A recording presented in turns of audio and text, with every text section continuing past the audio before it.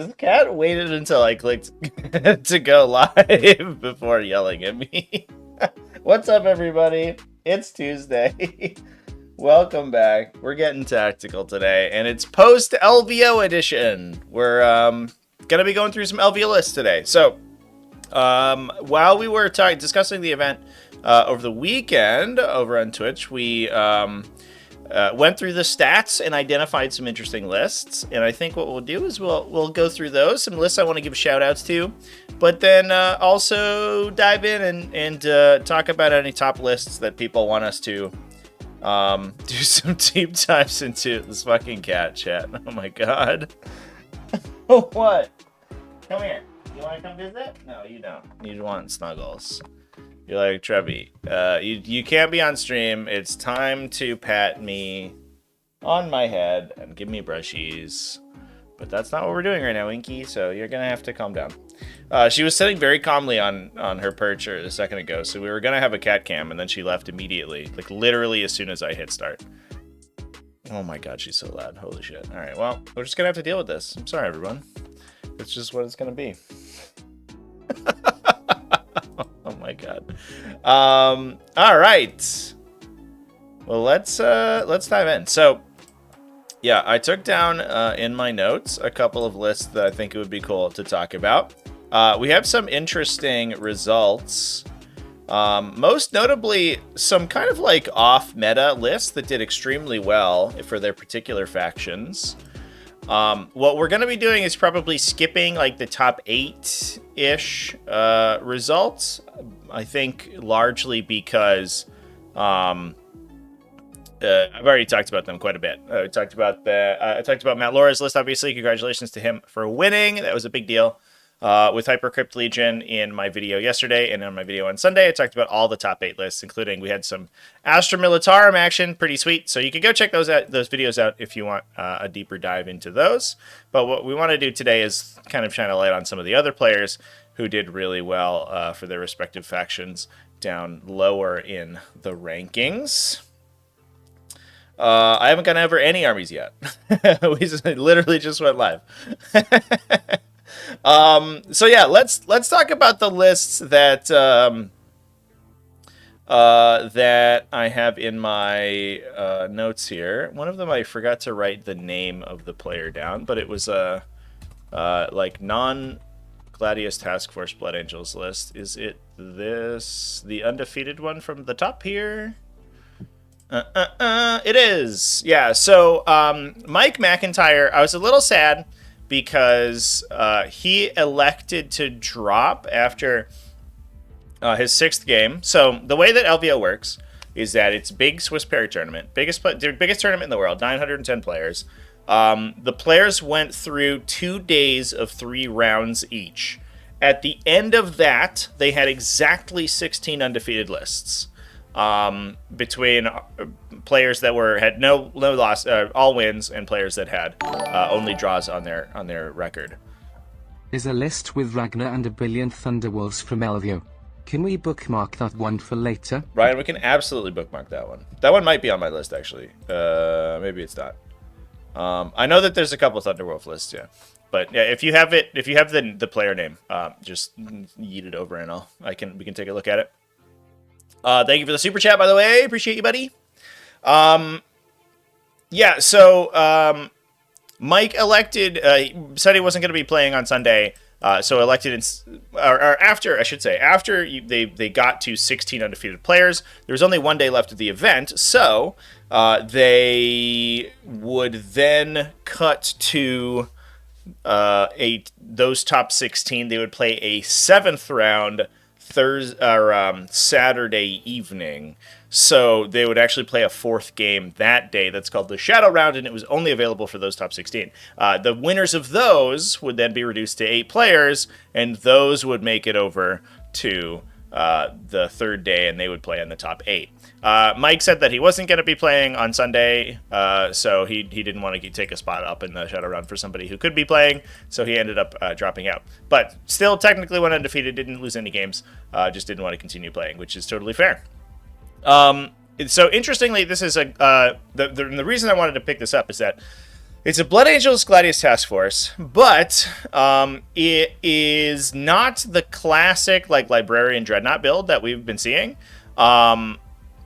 Typically, the benefit of the Gladius task force is that you get the big aggressor squad. So the Apothecary Biologus in an aggressor squad to give them lethal hits. He's got Fire Discipline, so you get Sustain and critical 5-ups. When you're in Devastator Doctrine, you can Adaptive Strategy them into Devastator Doctrine, and then get all the benefits of that. They do ridiculous damage. I have a whole video about it. It's like 14 damage through almost any armor save, which is absolutely nuts, because it goes to AP2, Ignore Cover if you Storm of Fire, which is a lot, and like most of your attacks lethal hit. Super good combo. And the downside of the combo is that it's only 18 range. So most people put them in Land Raiders. Blood Angels got Librarian Dreadnoughts, however, so they can pick those guys up and deep strike them over the course of the game.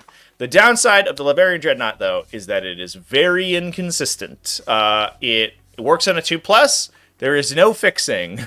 You cannot reroll it. You cannot guarantee it in any way.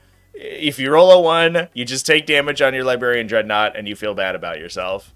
And that sucks. So I think there's like kind of a push away from that. It's a really strong effect, but it's a very inconsistent effect, which is I think what they kind of want to be doing with what do you call those things? Psychic powers in general, but it does feel a little bit bad if you're an army that's sort of based around them. But this list was a Gladius task force, but built around lots of heavy armor. So it had 2 Inceptor squads, then 2 Gladiator Lancers, a Land Raider Redeemer. That's, I think, going to embark this Terminator squad, because there's not really any other infantry in the army. But, I mean, that gives you just a big brick that can run up the table and be really annoying. The Land Raider Redeemer is like such a pain to play around that it kind of just gets value from your opponent not really wanting to go near it, which is a big deal. It then has 2 Vindicators, which is very cool as well.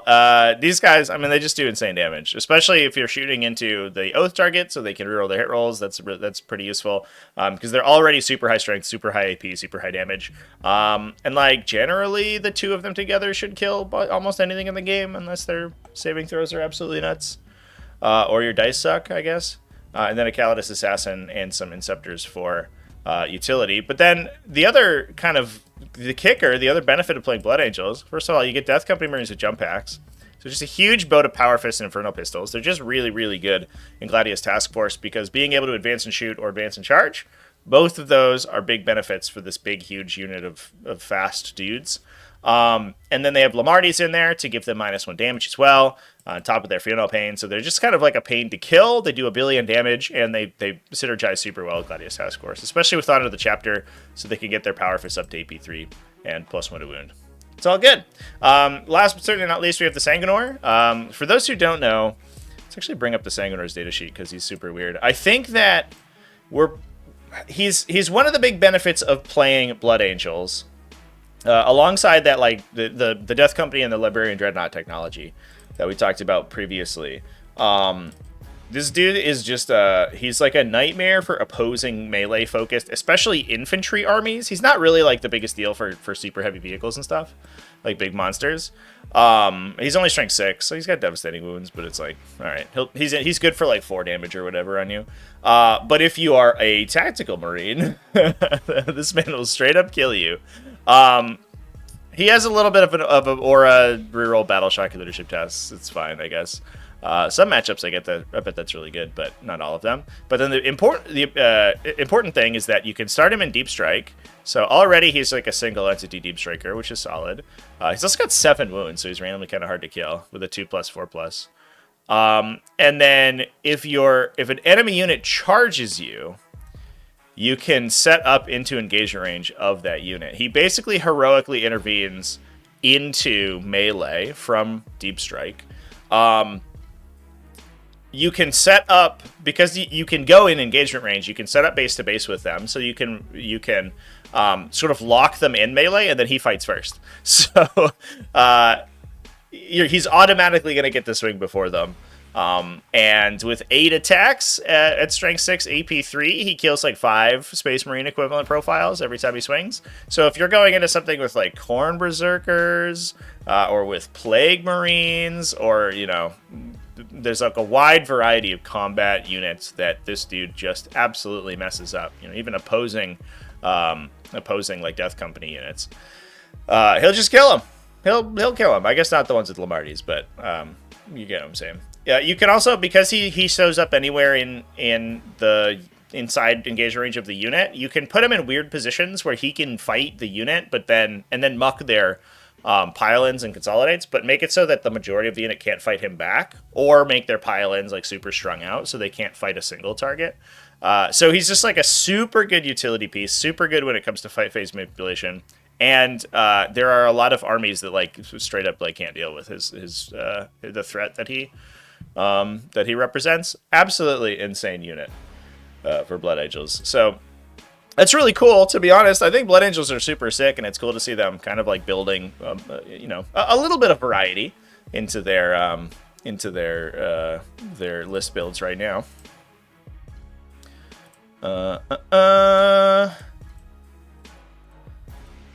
Okay. We got the Space Wolves list. We'll take a look at that Space Wolves list right now, actually, before I go into the other lists that I have in my notes. So we're asking to take a look at Forest Phantom playing Space Wolves. This is a Stormlance task force. We're already starting with Bjorn the Fell-Handed. Question mark, do we have a Gladius Assassin? We do. So we have double Vect on the table, because Bjorn the Fell-Handed has a CP tax effect already baked in. So you can take him and a Gladius Assassin, and you get 2, and you can stack them if you want. If your opponent doesn't have any battle tactics, and they're like, oh, I'll CP roll, you're like, it costs 3, my dude. Insane. Absolutely insane. We then have a Lieutenant with Combi Weapon, Logan Grimnyr on the Storm Rider. I honestly, I'm not sure I like the Storm Rider, but I appreciate the fact that it's mounted and can join in the Thunderwolf Cavalry units. So, like, if you're going the all-mounted, the all-mounted meme, you can take him too, and he also counts. We then have 3 Wolfguard Battle Leaders on Thunderwolves and 2 Wolf Lords on Thunderwolves. So we have 3 total characters that can join into Thunderwolf teams, and 3 Battle Leaders as well. A Fenrician Wolf unit just to perform actions, 2 units of Inceptors, because they're great. I would be shocked if these guys don't go up in points pretty soon. 2 Scout Squads, 3 Thunderwolf Cavalry units, the full Sixers with Storm Shields, and a Vanguard Veteran Squad. It's an interesting include. Just a little Vanguard Veteran Squad, plus a Gladius Assassin. Yeah, that's what we got. So just all in on the wolf meme. Now what? So we have Hunter's Instincts on 1 battle leader. Oh, excuse me. I got a little bit of a runny nose today. Might be a little stuffy on the stream. We have Hunter's Instinct on the first battle leader, so he can come in out of reserve on the first turn. And that also means, because of the weird wording that the strategic reserve turn 1 arrivals have, you can rapid ingress him in the first turn. Although most of the deep strike turn 1 deep strikes do not allow you to rapid ingress, which is a little bit weird. We then have the Wolf Lord on Thunderwolf with this is +1 strength and attacks, I believe, and then +2 if you've charged, which is a big benefit. It puts him up to 7. Oh, he's Lightning Claws. Wild. So I think it puts him up to 8 Lightning Claw attacks, right? Twin linked at strength 6. That's actually not too bad, although they are only 1 damage if I remember correctly.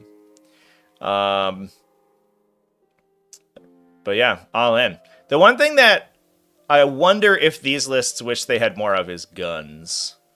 I kind of have this like suspicion that you need ways to interact with the opposing like screens, because if your opponent has enough idiot chaff, they can just continuously throw them in front of the Thunderwolf Cavalry, and that's really problematic. And I wonder what the solution in the list build there is. Probably Ravenwing lists also have to think about that, but Ravenwing kind of naturally clear chaff by themselves. The problem with the Thunderwolves is that you never really want them to be having to charge and get into melee with like idiot 10-man cultist units or whatever, because you're putting like a 400 point brick of guys into something that is worth dramatically less than them and having to kill it in melee.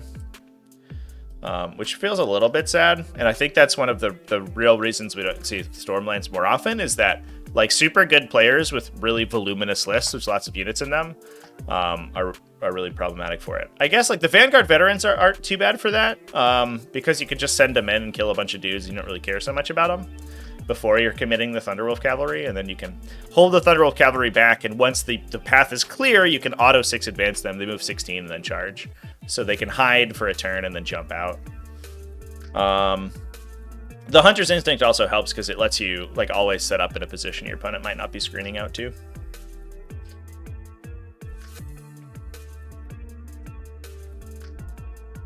Freedom Geek, we'll take a look. We can take a look at some Thousand Suns after this. They did okay this weekend. They were really good, I think, going into day 2. Like a bunch of undefeated Thousand Suns players, and then I think once they hit like real meta stuff, they all lost. Which is the Thousand Suns experience. You're a deep toolbox that can beat stuff that doesn't just like destroy you on math. But once you hit the good math, you just fall over. It's super bad. This guy got best in Space Wolves and ITC? Oh, good for him. Hell yeah. That's awesome. This list hard counters Chaos Space Marines. Does it? I don't know about that. I mean, this list, like, there's a bit of a problem with transports. Downside of Thunderwolf Cavalry is that, like, they're kind of a good profile to get killed by, like, the entire Chaos Space Marine art range. Hard countering seems like a...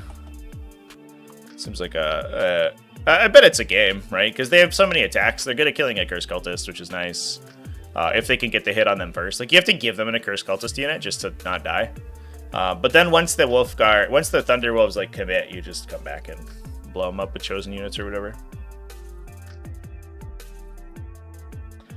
4-2 with a Warhound Titan? Oh, I have a Warhound Titan on the list. But I didn't know there was 2. We'll talk about, let me note that down. We'll talk about that later. We'll do a whole section on Warhound Titan lists.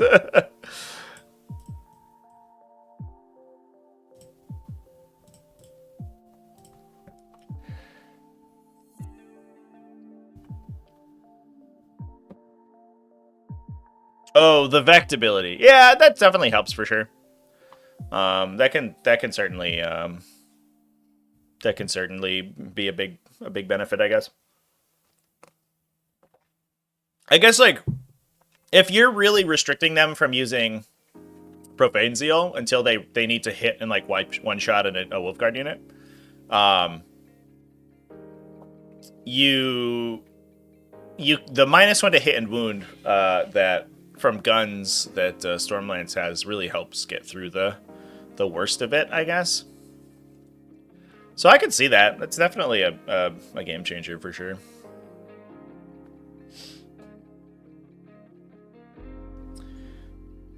Was Champions of Rush a better detachment? Yeah.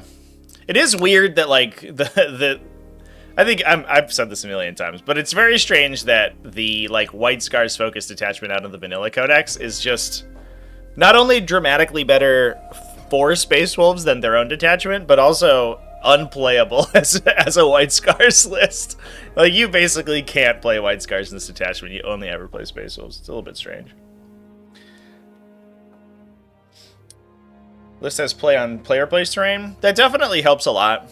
You can give yourself lines in the center of the table, but your opponent is also then incentivized to like really trap like wall out their own deployment zone and prevent you from getting in. So I bet it's a wash. Like, you end up getting move blocked like 6 inches farther forward than you would normally might on a WTC or a US Open layout, but I bet it still happens because your opponent's gonna try to stop you from moving. Yeah, we've talked about the GSC only Imperial Agents list on the stream before. You take only Brood Brothers, you take 500 points of Brood Brothers and no GSC models, and it unlocks Agents of the Imperium, which is very funny. I might play that for a meme list at some point, which is hilarious. Good stuff from the old Space Wolves. Let's see what I got next on the on the docket here. So we had a couple high-ranked Tyranid players. 5-1, 39th place was Kenneth Anyabor. So obviously, if you watched my video on Sunday, Sam Pope went, I think 6-1 with, or 7-1, because he won his Shadow Round game with Tyranids, and got through some really hard matchups with Unending Swarm. So, like, huge kudos to him. He's also a local guy, too, which is kind of cool. We had some really, really high-ranking players from my local area, which is awesome. We're kind of becoming a little bit of a Shark Tank over here, which is scary. So this is a list that was very, very light on characters, which I kind of appreciated. It was just kind of a stand-up invasion fleet army, but it basically just had a Neurotyrant and Old One Eye. And Old One Eye was just with a single Carnifex. So he had like a Carnifex cheerleader, like pumping him up. Like, yeah, let's go, dude. Go get him. You get those leadership bonus reroll to hits. Yeah. Alongside just the Neurotyrant to put stuff into Synapse. Also, it's super important for Shadow in the Warp. It kind of makes Shadow in the Warp relevant. But then we had a billion monsters. Everything was a monster. This is like a real Nidzilla Stompy list. Triple Exocrine, triple Haruspex, triple Maleceptor.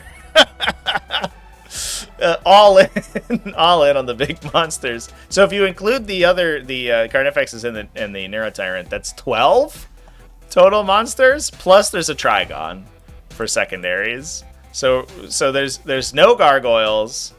It's right, yeah, no gargoyles. There is a Neurolictor, one single Neurolictor, but no gargoyles, no Death Leaper.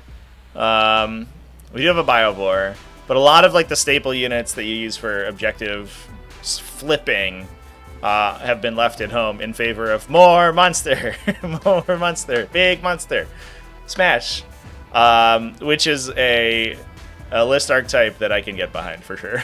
The Haruspexes, I think they shine particularly well in the Invasion Fleet, because the Invasion Fleet gives them lethal hits or sustained hits when against your chosen unit prey, either monster vehicles or infantry.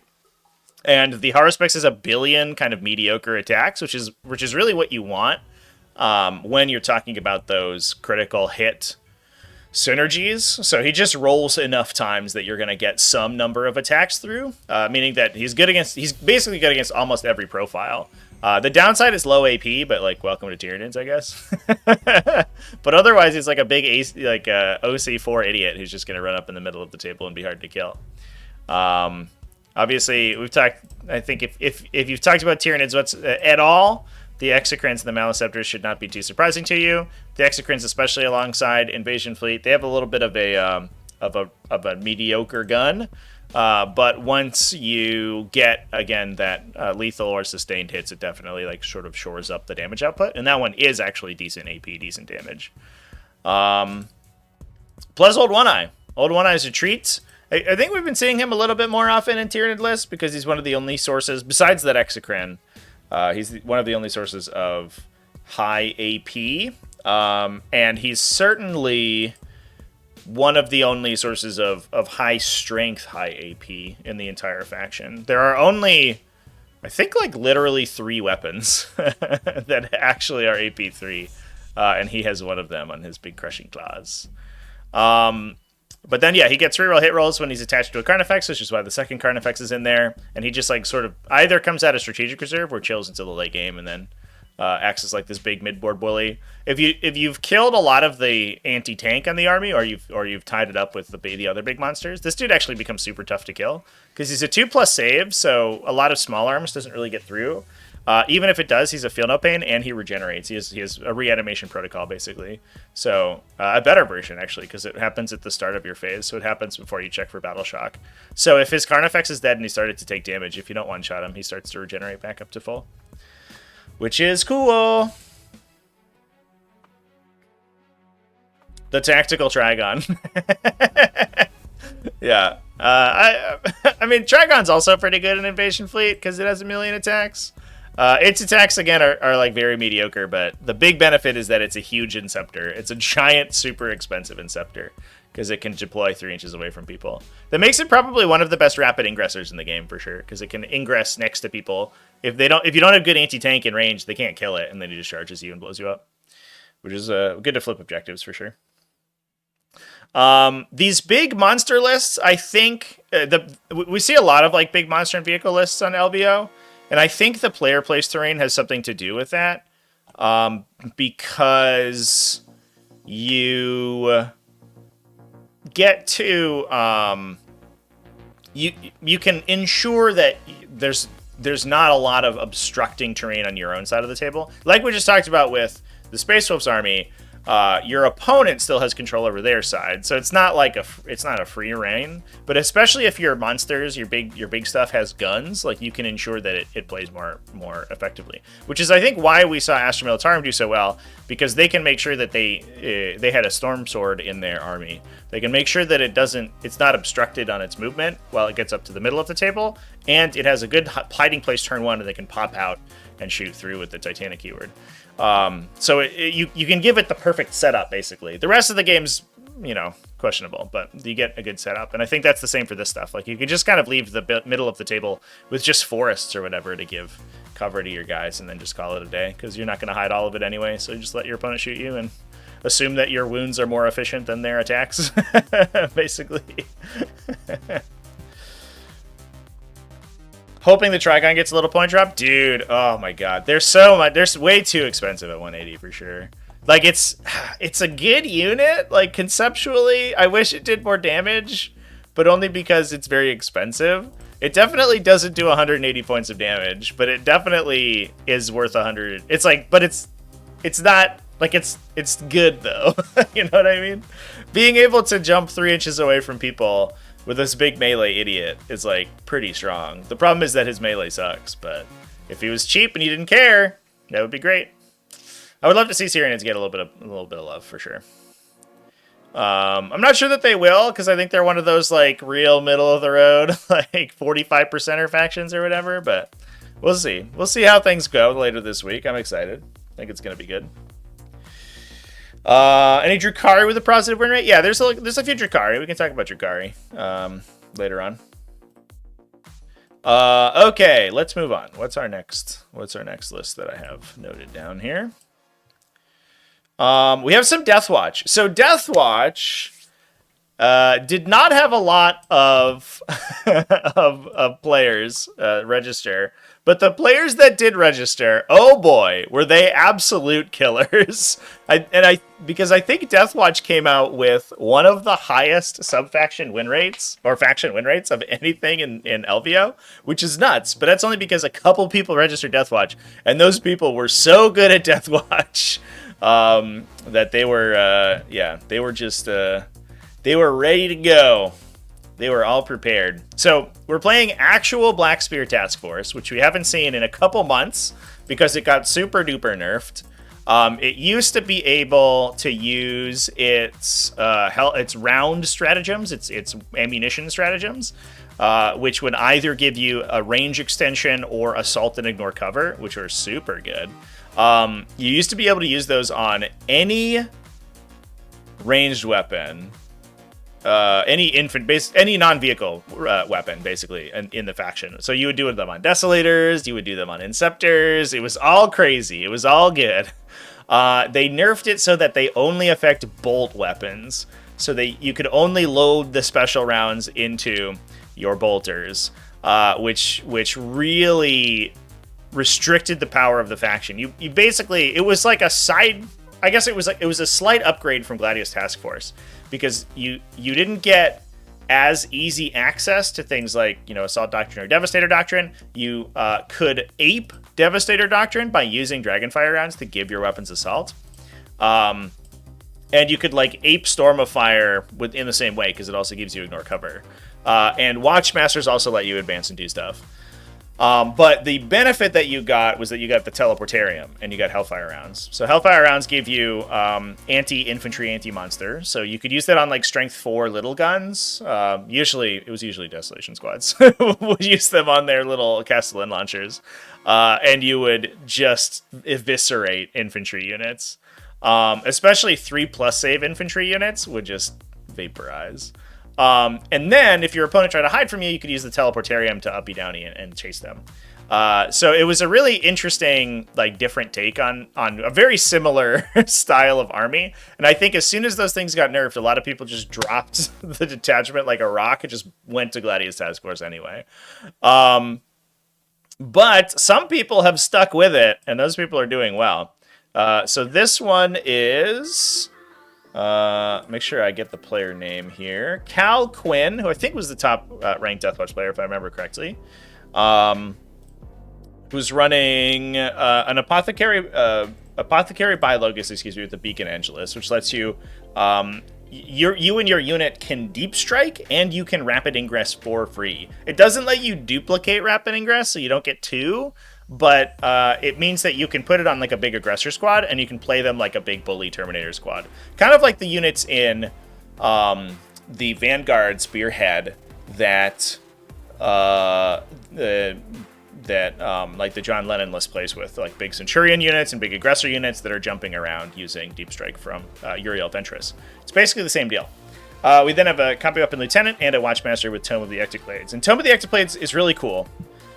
Because it is an oath effect, but it uses the old oath wording. So it's never been updated to the current version of Oaths of Moment. So what it does is you get 2 Oaths of Moment targets essentially once per game. However, the second one, it doesn't like count as your Oath of Moment target, so you don't get like Oath of Moment synergies on it. But you get full rerolls against them, not just hit rolls. You also get wound rolls, and I think this was because previously Oaths of Moment used to be full rerolls in the index, and so they were like, "Oh, you just get a second Oaths of Moment, whatever." But then they changed Oaths of Moment in the Codex to be only hit rolls, but Tome of the Ectoclades still gives you wound rolls, so super good. You get full wound. You basically you pay whatever the enhancement cost is, like 25 points, to get the entire. A better version of the entire detachment ability of First Company Task Force. You just buy it for 25 points. You buy the old detachment. Absolutely nuts. In a better version. You get it in addition to your normal oath. Insane. We have a big unit of Deathwatch veterans for the Watchmaster to go in, so they have frag cannons. It's a good kind of mid-range weapon. They rapid fire a bunch of times with multi-damage, which is just good against multi-wound infantry. And the Watchmaster can go in there and they can advance and shoot and charge. So they're very mobile. You get that teleportarium as well. And they have 4 thunder hammers and a Xenophase blade inside the unit as well. So they get a lot of big damage. And these are Deathwatch thunder hammers, so they're like old school 3 damage thunder hammers. The big aggressor squad we talked about, Terminator squad to do Terminator stuff, I guess. 1 Inceptor squad, a big unit of 5 plasma Inceptors. Big benefit of these guys is that you can use the, or I guess they're plasma guys, so you can use like teleportarian to jump them around after they jump, but they're also just good at killing people, which is good. You can potentially use them like when on the turn that you are dropping Tome of the Ectoclades. You can shoot your other stuff at the Ectoclades target, and then the Inceptors at your regular Oath target, and you get full hit and wound rerolls against all of them because the Inceptors are twin linked, which is nice. A bunch of Infiltrator squads. I think now that Hypercrypt Legion has kind of like bared its teeth and people are aware of it, I think we're going to go back to a universe where multiple units of Infiltrators start to seep back into every army. And I was, I bet with the number of Necron players. And other Space Marine players and like Grey Knights that ended up doing well at LVO. I bet that multiple Infiltrators certainly helped this list quite a bit. But get those Phobos captains or those Phobos librarians ready, everybody, because I think we're going back to that old meta game that we had from the beginning, where everyone had a million Infiltrator squads because everyone was jumping units everywhere. Calidus Assassin and Eversword Assassin for utility, 2 Whirlwinds to add some artillery, and a Thunder Strike for an additional +1 to wound effect. So a lot of high volume shooting with a lot of rerolls and a lot of like mobility in this army, and ended up at 5-1, excuse me. So congratulations to Cal there. He was not the only Deathwatch player. We had a couple Deathwatch players at 5-1, but definitely cool to see Deathwatch as an army that a lot of people kind of like malign for being bad. Doing super well.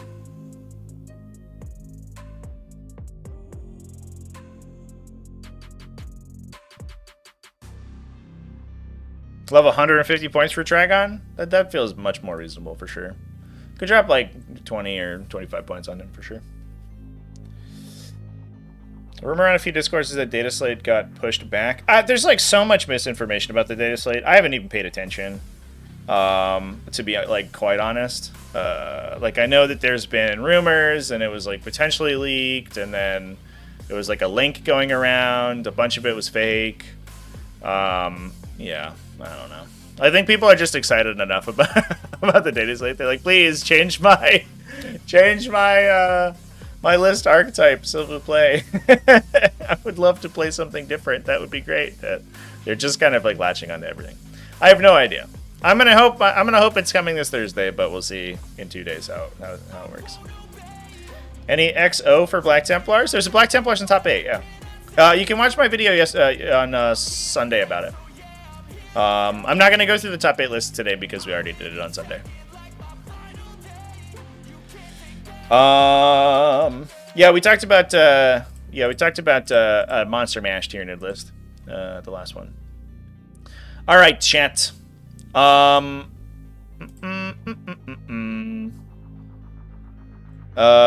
so we had a request to look through some Thousand Suns. We can do that now. Before we start talking about Warhound Titans. I didn't know there were so many Warhound Titans at the event. That's crazy. Thousand Suns. Let's find the top Thousand Suns player. I guess we can just search. So it looks like Michael Mann. So that lots of Thousand Suns at X1. None of them went undefeated, unfortunately. Michael Mann is the top placing Thousand Suns player. Take a look at what he's looking for. I think most of the Thousand Suns lists are very similar, which is kind of to be expected. Oh, this one's actually kind of different. There's a lot of sorcerers, which I appreciate. It's 2 exalted sorcerers. Whoa! I've not seen an exalted sorcerer in ages. So exalted sorcerers. I'll put up the data sheet real quick. I think Art of War like played around with an army with like focused on exalted sorcerers for a bit, and I know that they ended up. Okay, thanks, Virus Protection. Appreciate you for interrupting me. I know that I don't know if they like bounced off it or something, but they theorized that like maybe a list that was like forcing tons of exalted sorcerers could be good. They give you a 4+ invulnerable save, so sort of like the Space Marine librarian, but you already have a 5+ invulnerable save, and a lot of times AP 1 to 2 usually you're on a 4+ anyway because you're in cover. But the big benefit is that they can regenerate 1 to 2 dudes into the unit in your command phase, which is like they give you a little bit of a reanimation protocol, but the problem is that it only works on a 2, and if you roll a 1, you like probably lose a guy. So your average is like a half of 1 dude every turn basically, because like occasionally you will just lose a dude. I guess you average like 1 model theoretically, but there are some situations where they can really, really screw you. They have a pretty good ranged weapon though. They have a devastating, sort of base devastating blast weapon, so you can put yourself into sustain hits in the turn that they're shooting, instead of devastating wounds, and then you can get the benefits of both, which is nice. But the devastating wounds baked into a lot of Thousand Suns profiles doesn't really help, because 90% of the time you're shooting devastating anyway. Yeah. So Ahriman, 2 exalted sorcerers, 3 disc sorcerers, which is kind of nuts. They can like suppress enemies and make them half their movement, advance, and charge roll, which is like a huge debuff. But they have to see you and they have to get up close to you. the Arcane Vortex Infernal Master, as well as Magnus the You're going Red. to cover the coolest Votann list, which is to say, mine. That's Upward Fireblade. Thanks for the super chat. We can talk about your list, yeah. I think I brushed on it on Sunday, but I don't think I went through the whole thing because I just talked about top 8.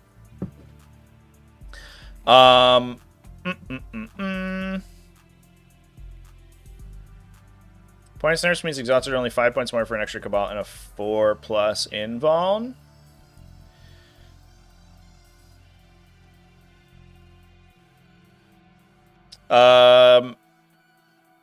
Yeah, I mean the downside, like the 4+ invuln, like I said, is like situationally useful, and the downside is that I don't know if their guns like probably a side grade at best from the regular sorcerer, which is shorter range, but also they can shoot their pistol and like has a higher upside. And then I think that the sorcerer, like the base sorcerer's ability, is like super duper vital because there's so much artillery in the game right now that you're just gonna die if you don't have the lone operative thing. That has been my experience. But I mean, I think there's definitely some arguments for it. There is so then 3 Zangor Shamans, which I absolutely love to see. The Zangor Shamans I think are kind of a secret sauce because they give you Cabal points. They're fast. They have a gun, but just doesn't really matter. But the big benefit is that you can use them to give, like, to spotter for the rest of your team, because you can use the Thousand Sun stratagem to get indirect fire on someone, but you have to be able to see them with a Psyker. And the downside is all your Psykers are expensive, except for Zangor Shamans. They're cheap, so you can just throw them away. You don't even care. You can run them out. You can do all your rituals. You can get secondaries. You can throw the stratagems down, and then you don't really care if they explode because they're only 60 points. I do like the Zangor Shamans. The downside is like you give up assassination all day, but that's kind of, I think you're sort of just playing with that assumption, playing Thousand Suns. And you just hope to be able to block your opponent from completing their deploy teleport homers, basically. Then we've got 1, 2, 3, 4 units of Rubric Marines. And 3 units of Zangor Enlightened. Now, I don't know if you could attach the Zangor Shamans into the Enlightened. It gives them +1 to hit. But it's usually not really that great. Because you want all of those units to be separate to do secondaries. So there's a potential he could have jumped them in there, but I have a sneaking suspicion that they were all separate. That I don't 100% know, though. So cool list. Very character focused, which I love. Tons and tons of Cabal points. And I think that's probably the reason that we're taking Exalted Sorcerers is because we're just trying to pump Cabal points instead of trying to like play this long attrition game. We're just trying to get as many Cabal points as possible, and then we can yeet Kabbalistic rituals through the Zangor Shamans, being like supercharged by all the other guys, which seems pretty good.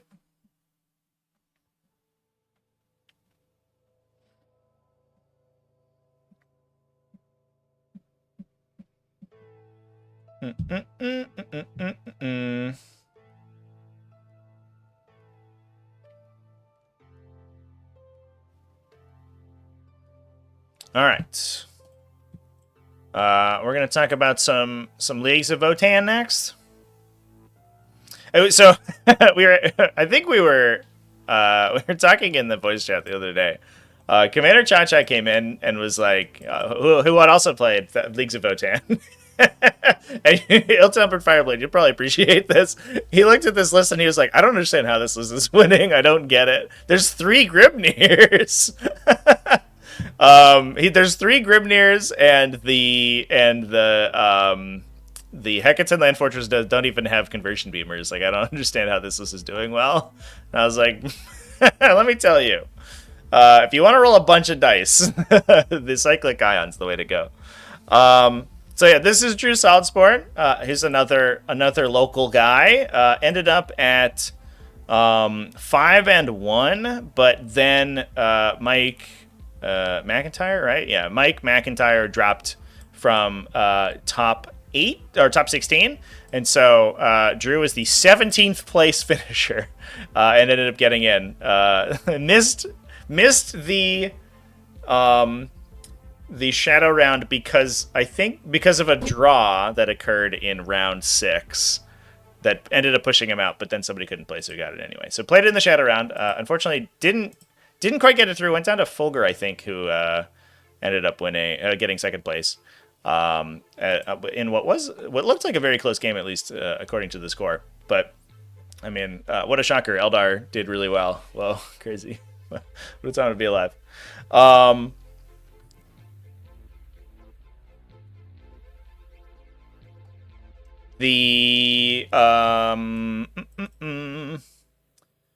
So this is running one Enhir champion with Grim Demeanor, the 3 Grimnyrs. So the Grimnyrs are kind of funny. I've definitely talked about them before, but it's worth looking at their datasheet again because they have all of the little corvs, their little friendly robot guys.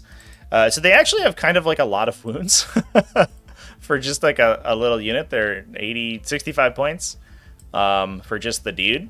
He's got like he's got an okay gun, a 6-shot gun, which is pretty cool. It doesn't have any keywords relevant, but it's all right, I guess. But he everybody's got a 4+ invulnerable save. He's got 2 little idiots to pass wounds off, and then he himself has 4 wounds. So he's sort of tough to kill, and you don't even have to put him in a unit. He just sort of wanders around. And I guess you can use his thing to not battle shock if he loses his little buddies. It's 2 corvs, right? Yeah, it's 2 little corvs.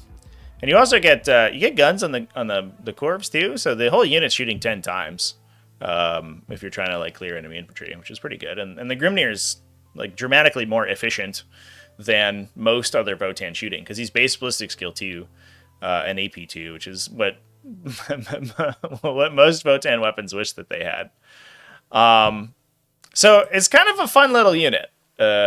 You can throw them into Sagitors. So we had 3 Sagitors that we can hop those guys into, and then a bunch of units of Hearthkin warriors. So I think the other option is that the Hearthkin warriors can split, but I think what we're doing is putting them into the land fortresses, or splitting them and then putting halvesies into the land fortresses, and you just get like 1 million units everywhere.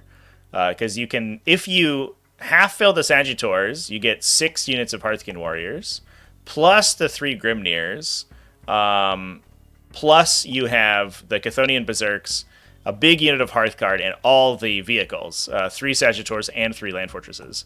So your ability to score is pretty extreme because you get the normal Votann bonuses of like scouting and putting a lot of pressure into the middle of the table, and then you also are just clouding the table in like tiny units of dudes that are very inefficient to kill because they're little 5-mans and they have invulnerable saves.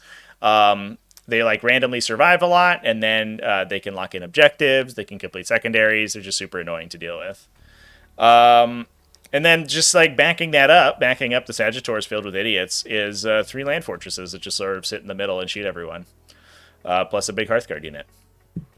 So pretty good stuff.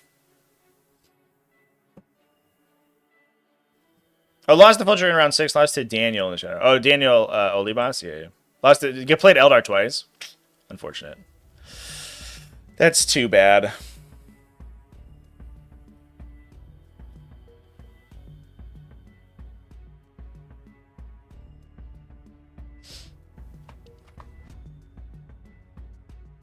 Okay. Yeah, so the Warriors do split, and the Grimnyrs attach into the combat squads. Alright, fair enough. Just to make them hard to kill. I mean, that's still sort of like... You still get the effect, right? Because then you have to kill T6 Warriors, and then also... Like, once the Warriors die, they split into the Grimnyr, so you still have to get through 6 wounds with the 4+ invuln, right? In order to actually remove the unit. So... it feels like it's kind of a... it's just a case of your opponent like pulling their hair out and trying to actually remove your units from the table. They're like, oh, I'd like to kill everyone on that objective, and you're like, all right, good luck, I guess. You have to probably kill like 4 units. Half of them are either invuln save protected or have like a deceptively high toughness characteristic.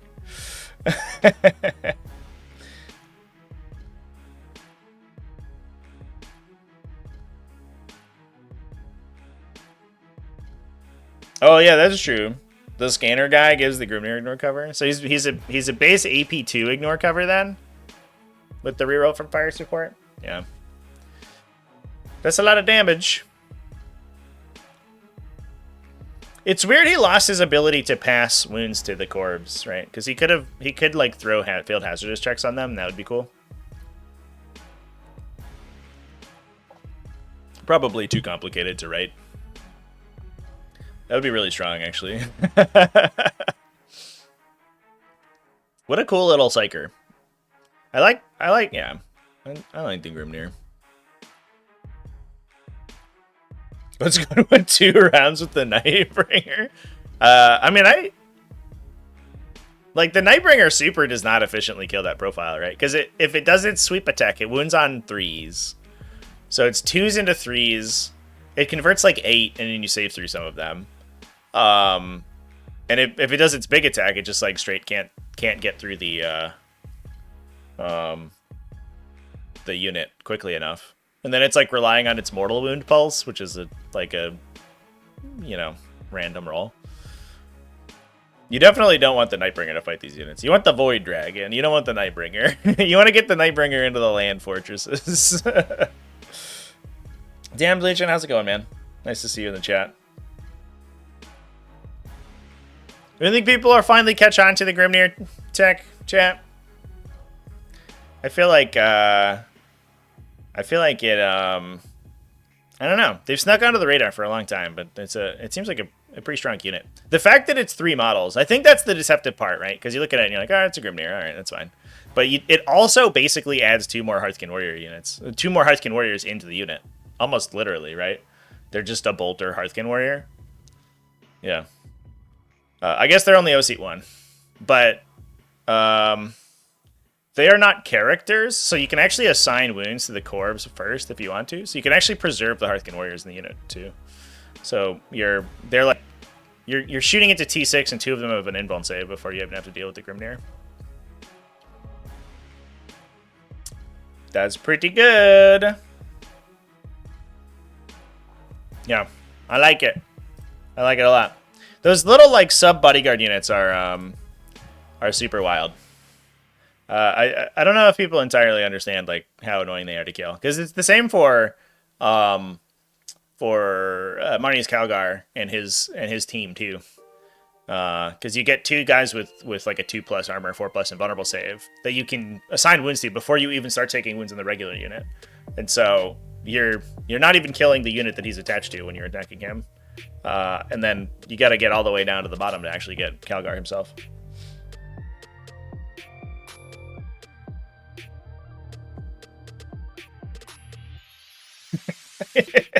I feel like that's always how it is. You paint it, you're just like, oh, I'll just give it a try just this once, and then you're like, wait, hold up, is this actually legit? I've done that more times than I can count. But then the problem is that I only play that unit, and then I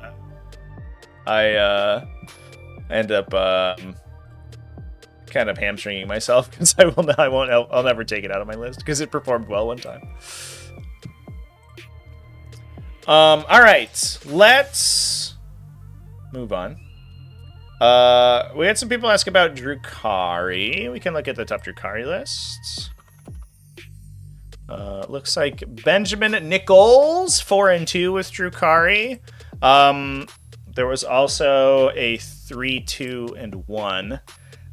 There was if you want to see like Drukhari do Drukhari things, there was also a lot of Ynnari in the top 8 and top 16, but I don't know if that counts. That's kind of transformatively different. We were talking a lot over the weekend about how that might be a problematic mechanic. Probably need to do something about allies, I think, because allies are really, really strong right now.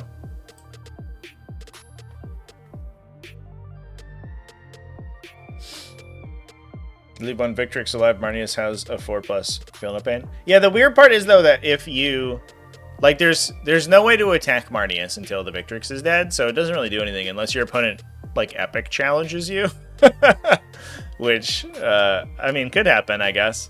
If your opponent's fighting you with a bunch of like really punchy characters, you probably leave the Victrix alive, but There's no way to assign damage to Marnius naturally before his Victrix are dead anyway, so...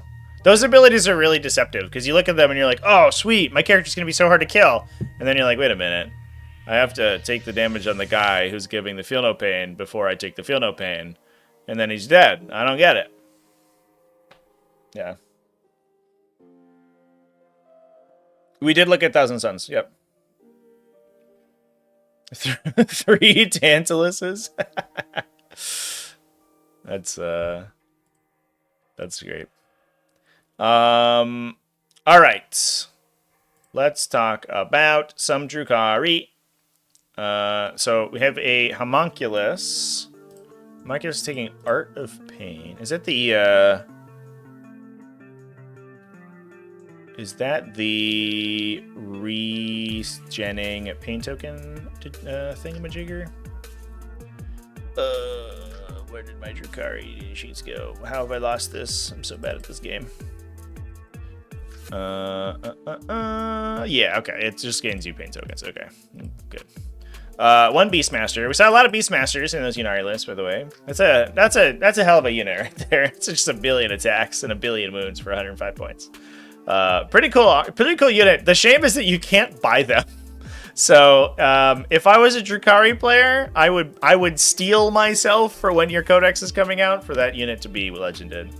Because I don't believe that they're available anywhere anymore. A Homunculus, Art of Pain, Lilith Hesperax. Does she have any witches? She does have a witch unit that she can jump into. She's an absolute infantry blender, which is the witch unit attached.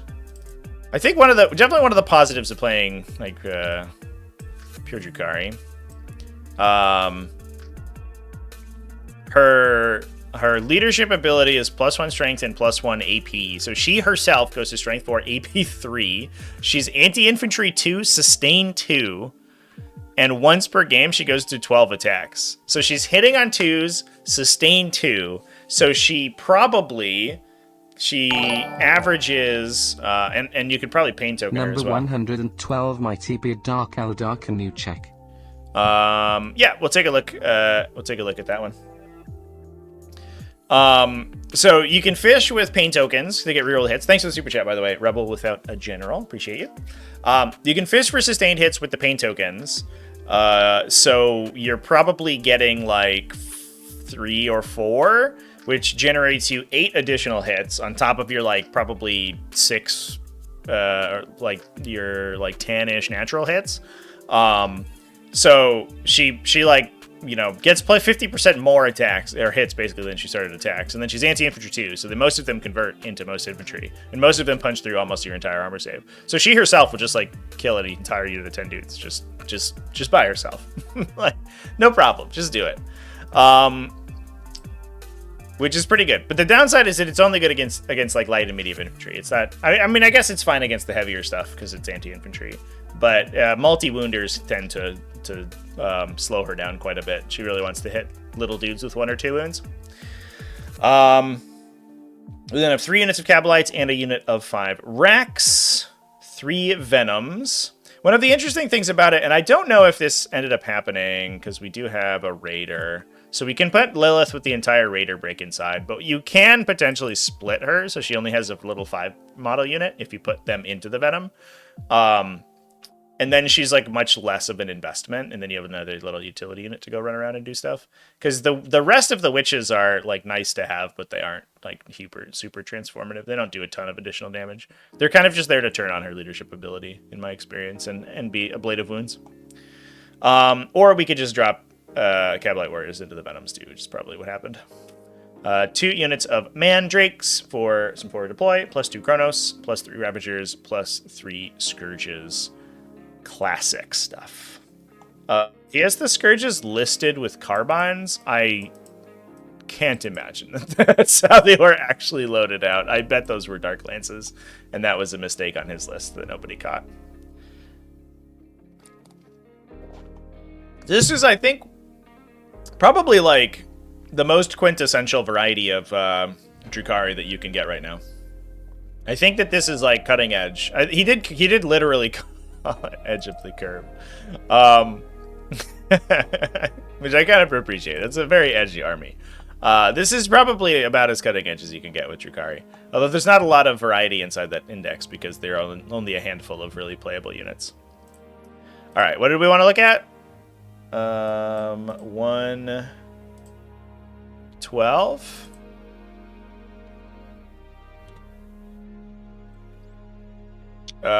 This is Leagues of Votann, it says.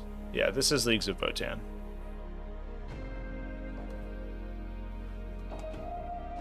With a bunch of Chthonian Berserks. Look at them all. There's an Eldari list at 111. Is that what we meant? This is Ynnari.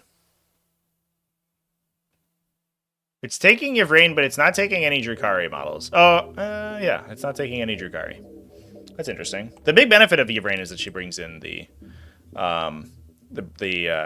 allies. But I guess not today. This list actually ran the Vice-Arc. I don't know if I've ever seen the Vice-Arc on the table. What does that guy even do?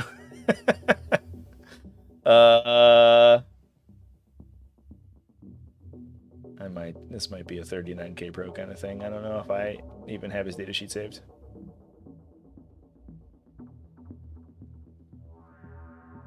Ah, I found it.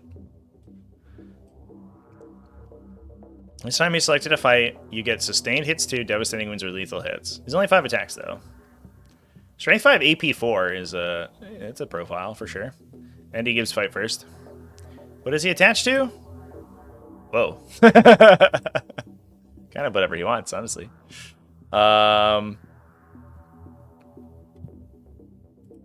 It's probably Harlequin troops in this list because he had a lot of Harlequin troops. Yeah, 3 Harlequin troops. Probably jumping him into that one of those. This is pretty cool. And the Harlequin troops, I think, will give him +1 to wound on the charge, right? Because that's what they do. Yep. And he has an 8-inch move, so he keeps up with them. Alright. There's a combo there. He seems a little expensive for 90 points, but he definitely... That sword is no joke. It's cool, cool list.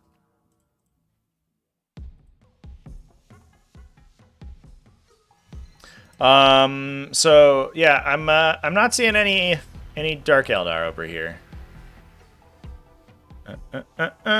So I apologize if I'm missing it. We're gonna talk about Warhound Titans at the end, I think, chat. We're building up a library of Warhound Titan lists to take a look at.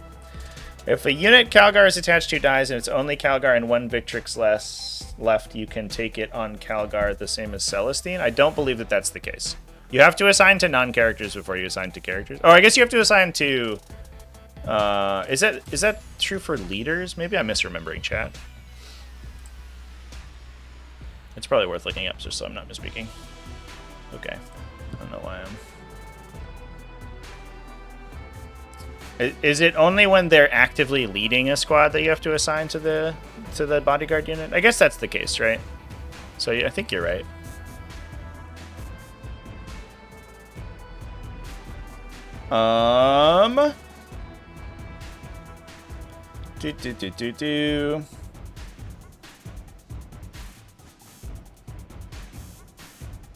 Yeah, you're right, chap.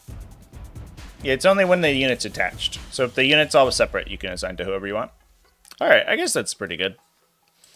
I don't know if there's many other instances of characters having the 4+, the added feel no pain from their own unit, which is kind of interesting. So that is pretty interesting. That is pretty cool. The downside is then you lose Marnius Calgar before you lose the Victrix Honor Guard, though. But it does make them harder to kill, so that is fair.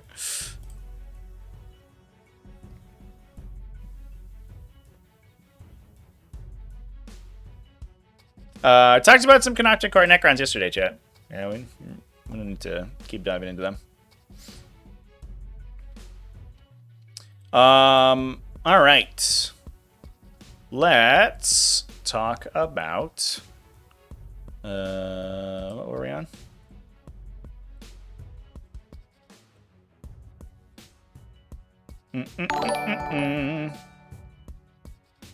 Votann, I saw Cronus, so I though thanks for checking. Admech is a sad number 293. Keep up the good work. Yeah, Admech did not have a great weekend for sure. Oh, I misspelled Adeptus. Yeah.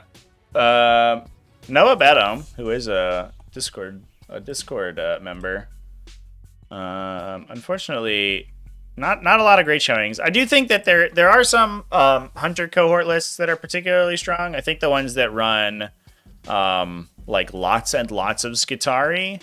This one's a little bit hybrid. It is running a billion Cerberus Raiders. Oh my god, look at them go. 3 units of Cerberus Raiders, 3 units of Infiltrators, 2 Sidonian Dragoons, a bunch of Agents of the Imperium. Kyria Draxus, who's classic alongside a unit in a Scorpius Dune Rider, because you give her rerolls, and then she can devastate wound with her gun more often. She also, interestingly, gives the unit grenades, which nobody else in Adeptus Mechanicus has, outside of Taraxi Skystalkers we learned the other day, which is wild. So you can actually throw grenades with her unit, but the rest of the units you can't. And there are 2 Dune Riders, so she probably rides in one of those. 3 units of Rangers, 3 units of Vanguard, yeah. A lot of times what we'll see is, like, instead of this the other utility stuff, you just see more Dune Riders and more Skitarii, and you just flood the board with them and win on victory points. You get tabled, but you win. Usually is kind of the game plan, and it looks like this army was trying to do that. Like, a ton of scouting units between the Vanguards and the Cerberus Raiders. Tons of Infiltrators with the Sicarians as well.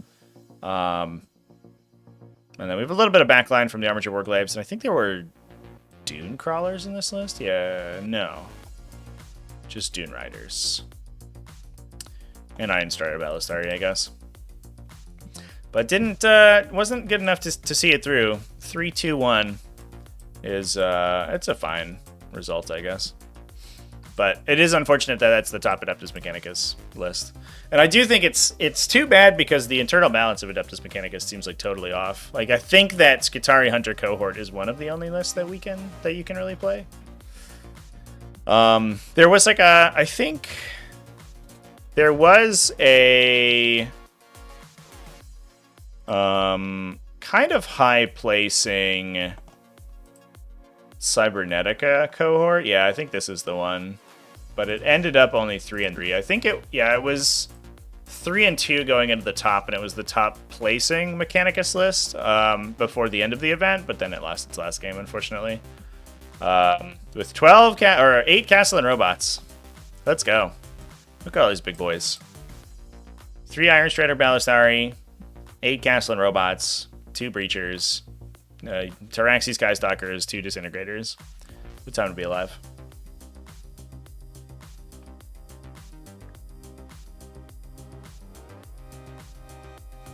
Buff Electro Priests? Yeah, definitely buff Electro Priests. Yeah, I don't understand I think the Jazz Hand Electro Priests seem kind of okay. I super don't understand the Fulgrid Electro Priests. Like, they just do no damage. they're kind of billed as this melee unit, this like melee counterpunch, but they average like 4 damage on most targets. They're so bad at doing what they're supposed to do. If you like, at least they're cheap, and if at least they did more like a little bit more damage, you could justify like 2-for-1ing with them. But they are so not good. It's crazy.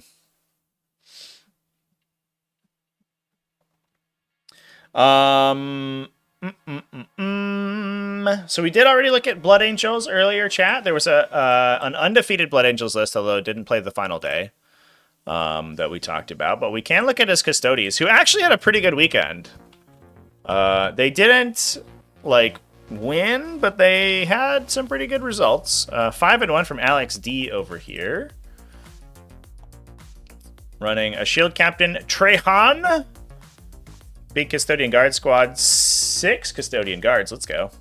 Plus 3 Gladius Grab Tank, 2 Custodian Wardens units, a Venatari unit, Brick of Witch Seekers for forward some utility. Kyria Draxus. So we have the 2 Warden units for the 2 characters, for Trajan and the Shield Captain. To bodyguard for them, to get their -1 to wound thing active. And then we have Kyria Draxus for the Custodian Guard squad, which is a glorious combination. I think the only part of the combo that isn't perfectly efficient between Kyria Draxus and the Custodian Guards is the fact that she gives you +1 to hit, but you already hit on 2s.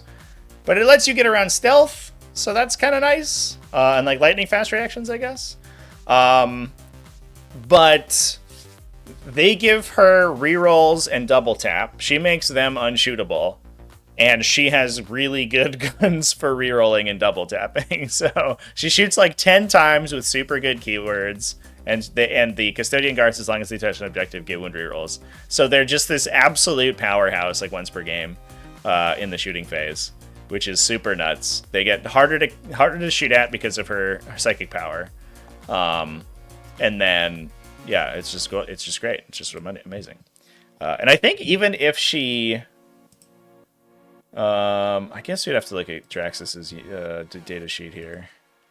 Even if she perils her thingamajigger, I think you can put it on the Custodian Guards and then take their 4+ against mortal wounds. So even if she messes up her psychic ability, she can get out of it. The other benefit that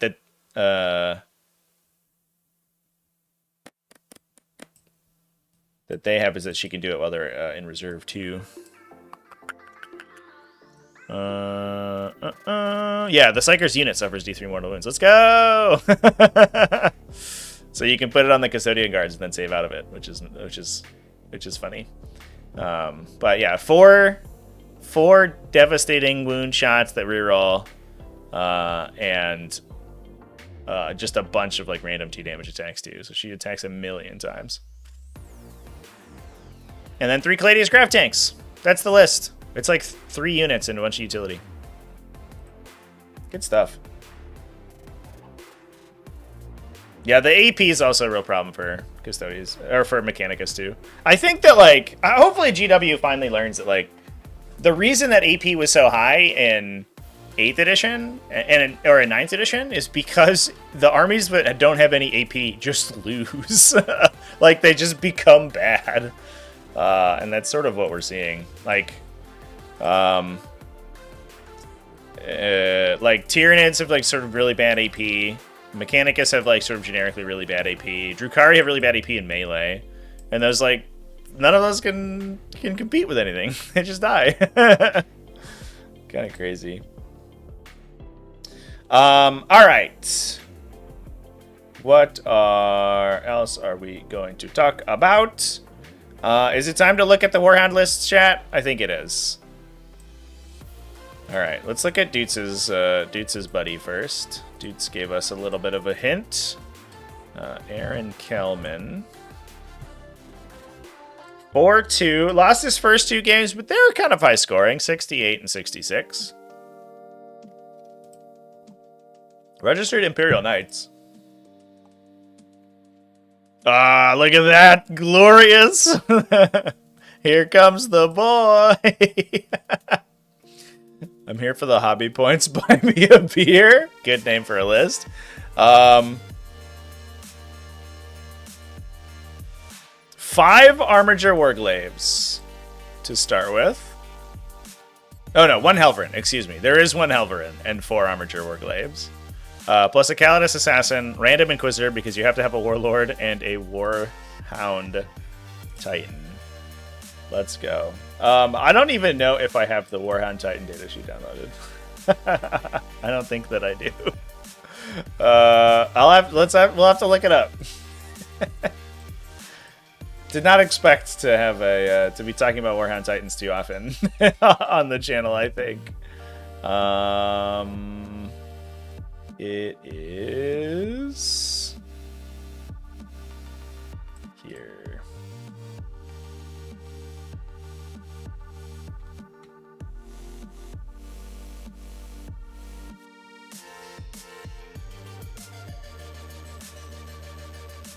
Oh, I'm gonna be honest. I don't even know if I registered that you can take a Titanicus army and you don't have to choose a detachment. That's really cool. So it is legal to take fully Agents of the Imperium if one of them is a Warhound Titan. Alright, here's the Warhound Titan. So today we're taking the Plasma Blast Gun and Turbo Laser Destructor. So the Plasma Blast Gun can supercharge to get hazardous. You have a 1 in 6 chance of losing 3 of your 40 wounds. Would it tell me to be alive? It's strength 10, AP 3, 5 damage, 2d6 plus 3 blast. Pretty solid. You do have to pay double CP to use stratagems on them. They don't have any stratagems for Titanicus specifically, so I think like it's basically just sort of normal. Normal core stratagems that would actually be affected by that. It gets plus 8 inches on advancing, and its other weapon is the Laser Destructor, which is D3 plus 3 blast, strength 20, only AP 3, kind of idiosyncratically, 2d6 damage on each conversion. That's a lot of damage. And then it doesn't really hit very hard in melee, but tank shock's really good. Strength 10 is a good tank shock value. Most of the time you're getting the plus 2 dice for tank shocking. But only AP 1-2 damage, which is a little bit funny. You'd think those big huge feet would be better at stepping on people, but I guess not.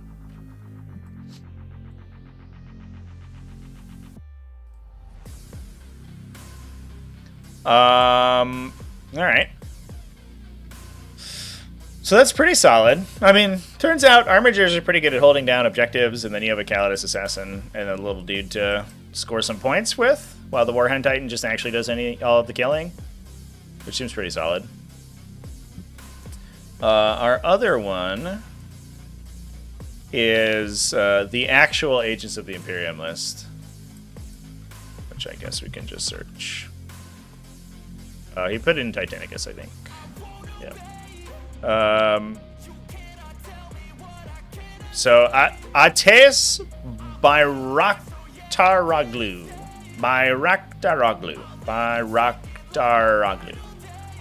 Bayraktaroglu. That's what I'm going with. He did go. He lost half his games. He was 3-3, but the list is absolutely wild. Adeptus Titanicus. So as we just read, you don't have to choose a detachment for it, which is interesting. I actually didn't think it was legal to not choose a detachment, but Titan Legion specifically allows you to, which is cool. And then you can just take a Warhound Titan. You took a Gladius Assassin, 2 Exaction Squads, and a Vindicare. So that's the maximum number of Imperial Agents you can take, because you get 2 retinue units and 2 character units. So you have to fill the rest of the points up with something. So we took our 500, our 1 big Imperial Knight, a Knight Crusader. So it's 2 Titans, 2 little 10-man infantry squads, and 2 Assassins. And that's it. That's the list. We're done. Just an insane amount of shooting. This guy's running the Vulcan Mega Bolter on his big friendly Warhound Titan here. Which is 20 shots sustained 1, only AP 1-2 damage. It's definitely not the most exciting profile for sure, especially compared to the Plasma Gun. The Plasma Gun averages 10 shots, so it's half as many shots. But it like wounds most stuff at +1, and they convert dramatic, like 30% less of their saving throws. So it feels like you would just take that one every time. Plus it blasts, so you might get more shots anyway. But the Vulcan Mega Bolter, I think, is the coolest looking gun, so definitely helps. I know so many people also, when you could Overwatch with these guys, but that was kind of nipped in the bud. Some people are in on the Inferno guns, which is just like the most ridiculous Overwatches ever. 3d6 strength 7 AP2 3 damage, ignore cover torrent at 24-inch range, so you can't even escape from it. It's kind of hilarious. And these are a base 2+ save at T13, so they're hard to get through, assuming that they can benefit from cover, which they almost always are, because they're going to be hiding their pinky toe behind a wall.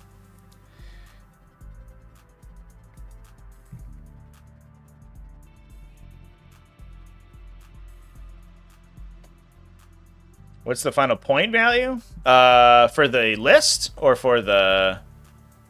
The list was 1965.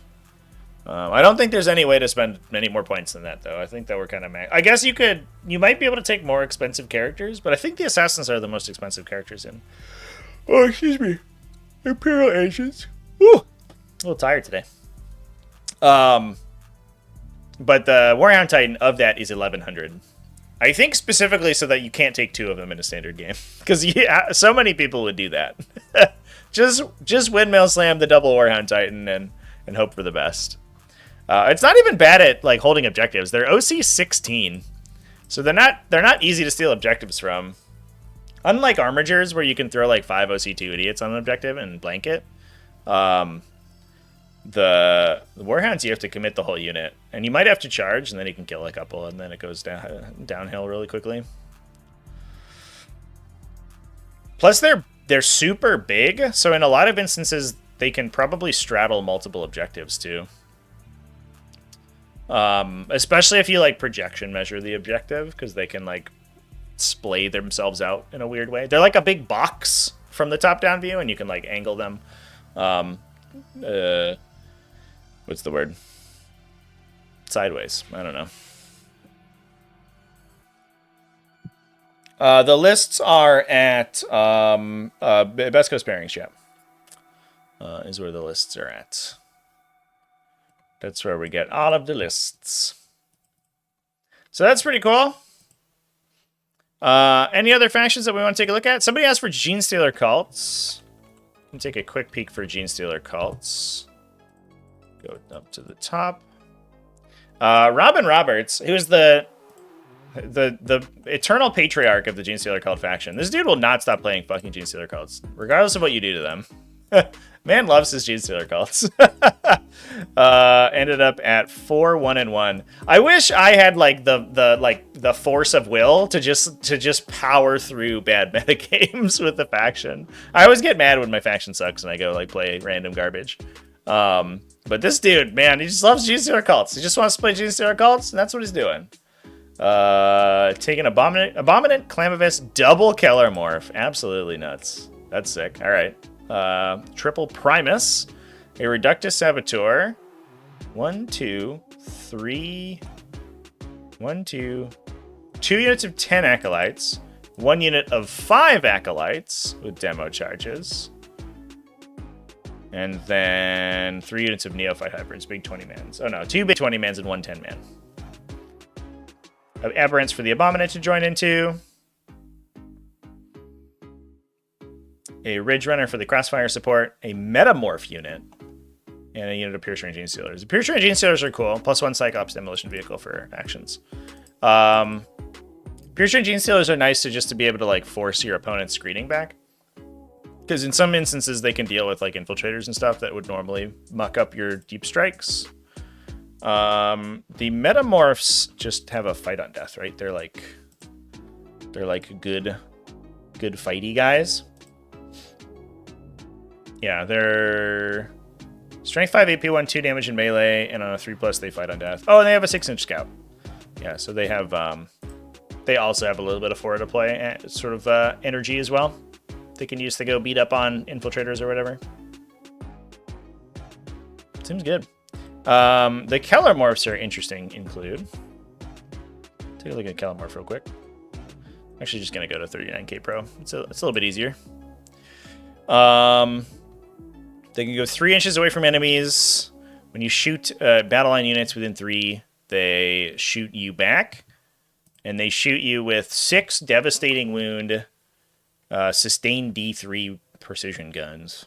So they're AP 0, but hopefully the devastating wounds helps a little bit. And when they jump in, they probably ignore cover too, which only matters on 4+ saves, but it's nice to have anyway. And then sustained D3 is like a weird profile. How many points are they? 60? 55? Yeah, that's pretty good. That's a solid include for 55. I like the units with return fire are really good, especially because it's the It's the old return fire wording where you can do it multiple times. I think they updated it on the Hexmark Destroyer, which used to be able to return fire infinitely. This guy's a little bit better at it. Although it's only 12 inches.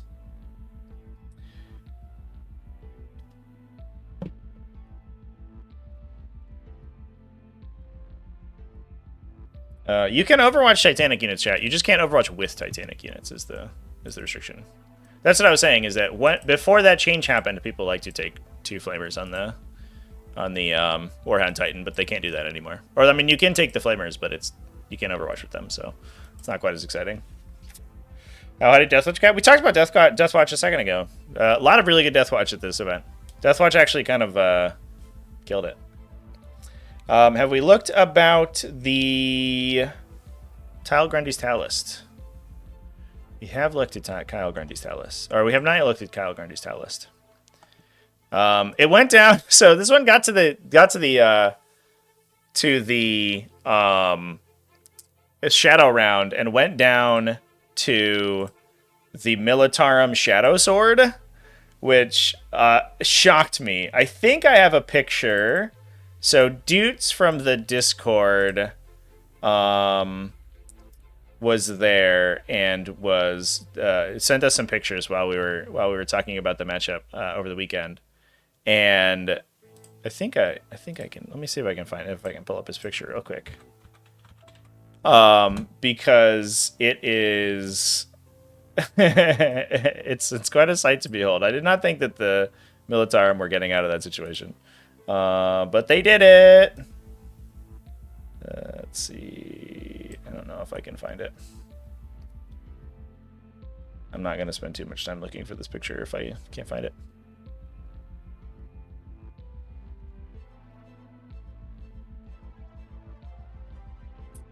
I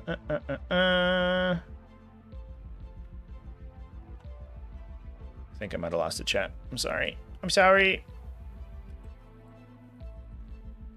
I thought I had it saved, but I didn't. Sucks to suck.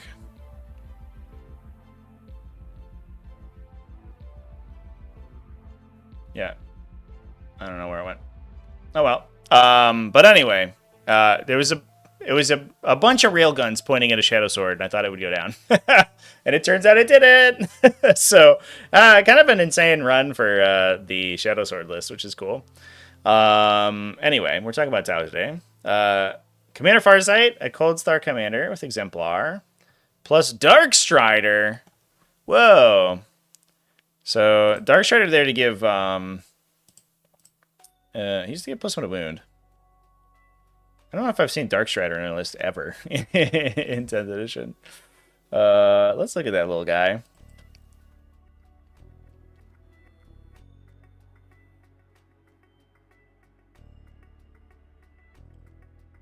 I wonder if I can find his data sheet. There he is. This used to be the annoying the thing I like about most of the sub factions going away in 10th edition is that it used to be that a lot of these characters were restricted to Tau Sept, so you only ever played Tau Sept because you got all the characters. But now that only Ultramarines or like only Space Marines get factionated like that, you can just take all the cool characters together, which is sweet. Yeah, you just get +1 to wound with your guns with that dude. That's his leadership ability, and he's got an Omni Scrambler, which is probably the reason that we're taking him, because Omni Scrambler effects are super valuable right now. Cold Star Commander, yeah, we talked about him. 2 Breacher teams, 2 Devilfish for the Breacher teams to go in. Do we have Pathfinders for our friend Dark Strider here? We do. We do have a Pathfinder team. Cool. So they can spot for multiple friendlies. 2 individual broadside battle suits. Is that right? No. These are 2-man units of broadside battle suits. Is that right?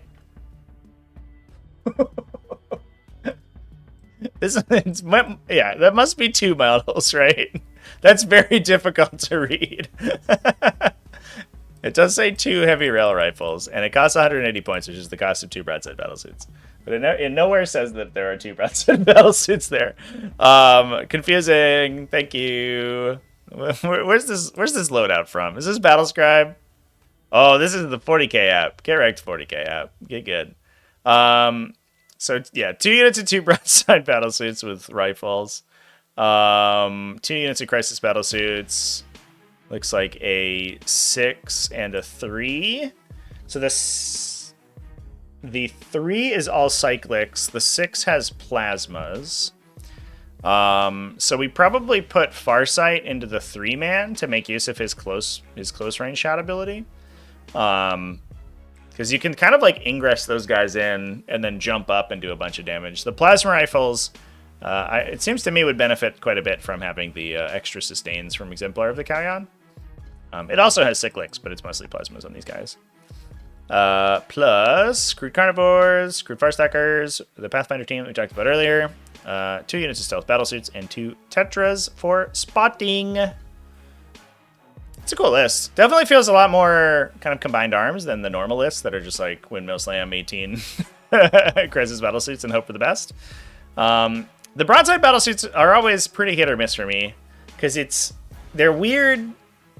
Tau design's kind of parasitic in that you only really want to spot for the big units, and so taking the small units of broadsides always feels like a little bit superfluous. And your opponent never wants to be shot by the rail rifles, so they always hide. But clearly it's working out, so... I guess they're not particularly expensive, so you can kind of throw them out and force your opponent to deal with them, and then respond with the crisis battlesuits, which are actually going to get your real work done, which makes a lot of sense.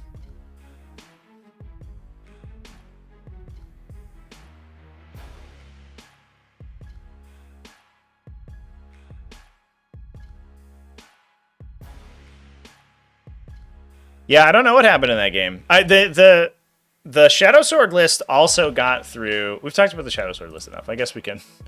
We can take a quick peek at it. Even though I did talk about it on Sunday. The Shadow Sword list also got through Chaos Space Marines. So he lost to Folger, beat Kyle in the quarterfinals round. Or in the shadow round, excuse me, lost in the quarterfinals. But in the round before that, I thought that the dream was dead because he hit this list, which is like Abaddon, 2 Dark Communes. There's no Chosen, I guess. 2 units of Accursed Cultists, a Forge Fiend, double Obliterators. And I was like, there's no fucking way, dude. There's no way you get through that. And apparently, like, the Obliterators had a go turn. They jumped in. They Dark Pacted, did all the thing, and then just didn't kill the Shadow Sword. And then it turned around and blew up a bunch of stuff, and that was the game. Which is shocking to me. Yeah, but this list is, it's pretty sweet. It's like normal Militarum energy, like for the most part, infantry squad and some dudes to stand with Lord Solar Leontis, 2 Chimeras to put Bulgrin in, some indirect fire, some Lumen Russ, some Cyclopses, and then this big Storm Sword. Glorious! Glorious! If we had seen that get to the finals of LVO, dude, oh my god, I would have been so hyped. That would have been so sick. How much does player place terrain help the Storm Sword? I think a lot. We discussed it a little bit earlier, but you get to... I think it helps like the really heavy like monster and vehicle lists quite a bit, because you can ensure that you don't get locked into your own deployment zone by terrain and enemy screening. Like if your opponent goes first with a bunch of infiltrators, they have to like fully commit to stop you from moving instead of just put 1 unit in front of you.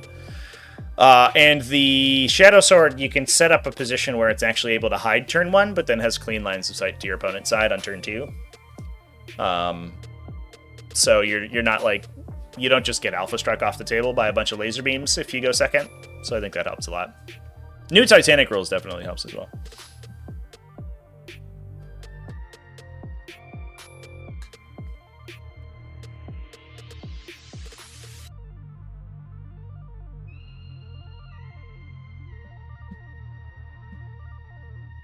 Yeah, GW formats definitely hurt them for sure.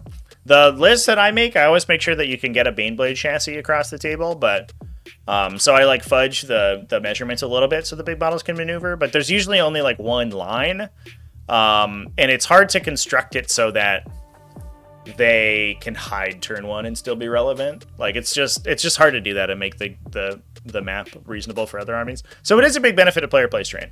I don't think player place terrain is perfect, but I do think those list archetypes are one of the happy things about them for sure.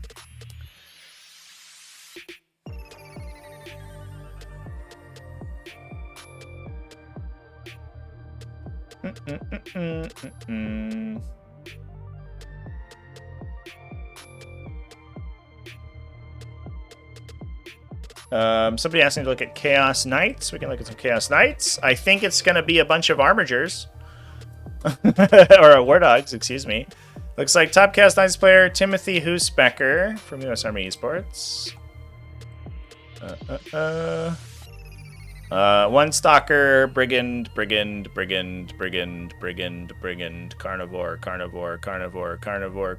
Nurglings, Changeling. Cutting Edge, Chaos Knights, chat. Not the most exciting armies in the game, unfortunately. Baby Knight, but it is what it is. I mean, it's a good list. It's just one-dimensional, unfortunately. I think a lot of armies like can answer them at this point. Although, if people start to be running like unending swarms and stuff after Sam Pope did so well, it might be a little bit tougher if you're trying to answer 300 Gaunts and also kill 10 War Dogs. So it might be a little bit of a tension there.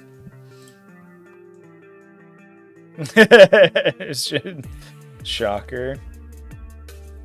Expecting to hate player place terrain, but ended up liking it. Are there army archetypes that struggle on player place terrain?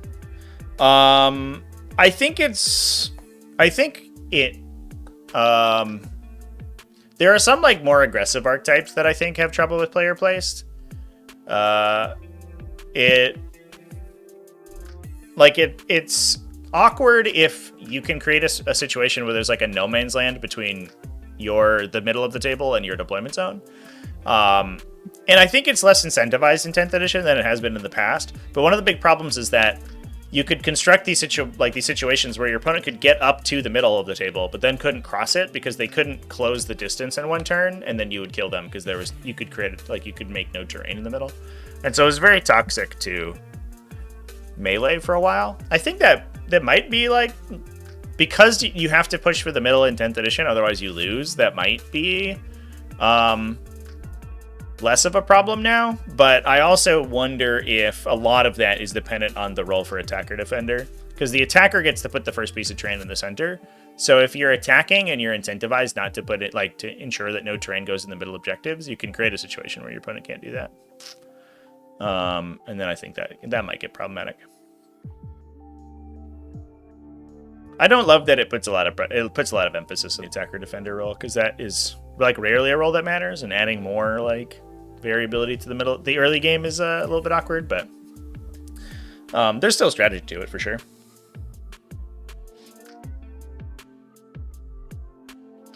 Chaos Knight list: 1 Stalker, Executioner, 2 Executioners, 2 Huntsmen, 1 Carnivore, and a Warhound Titan. Get some Nurglings in there and you're good to go. Unironically, that's actually not too bad, probably. It's too bad you can't Knights of Shade the the Warhound Titan. That'd be cool.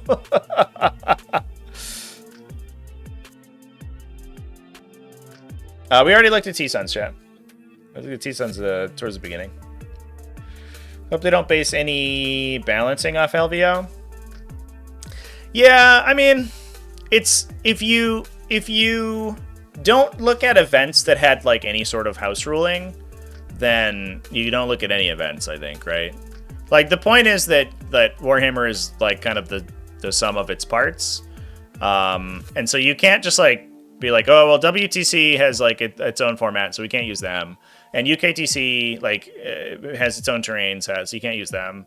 And LVO's player place, so you can't use them. You can be like, then we wouldn't have any. You'd only look at US Open. You'd have a minuscule sample size.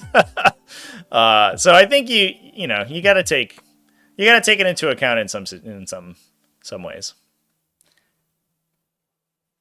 But to be fair, also like frontline gaming as a whole might have a meaningful impact on the number of 40k games played, but given that Games Workshop also, I think by their own admittance, looks at RTT data too.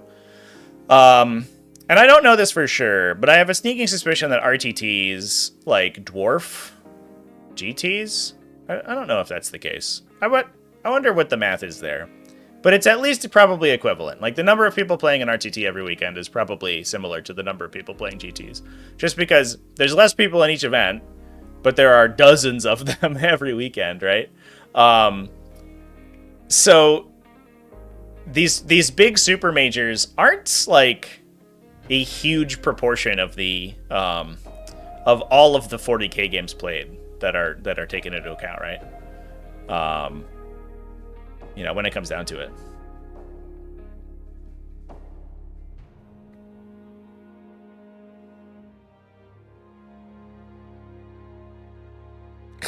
Cleanse with a Warhound Titan for value. The most expensive model in the game. We're gonna be doing a cleanse.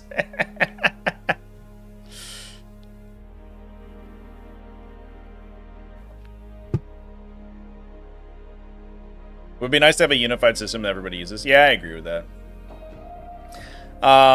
Like, I don't know. I 100% agree. Like, I don't even really particularly care what the system is. It sometimes annoys me that everyone's got their own opinion about it. Like, can we just decide? But I think that it's kind of like baked into the DNA of Warhammer that there's like this sort of community control over the mechanics. Because Games Workshops were so dog shit at it for so long that the community had to step in and edit their own events how they saw fit in order to make the game functional. And I think that's just like, this is where we're at. Like, people don't want to stop doing that, so they probably won't. I would say 90% of 40k uses basically the same like competitive format though, because most like a lot of people use US Open plus like World Championships of Warhammer formats now. Most like smaller events do, I think, because it's easier to, rather than like curating your own FAQ document, it's easier to just say, hey, we're using the World Championship document.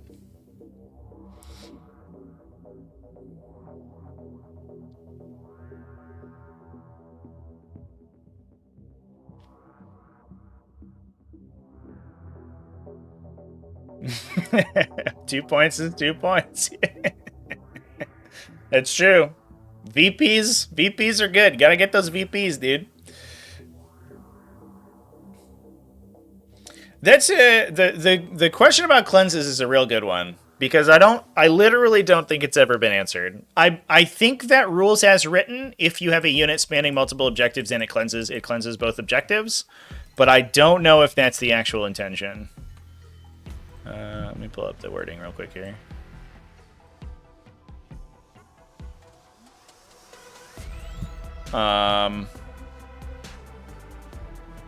Yeah.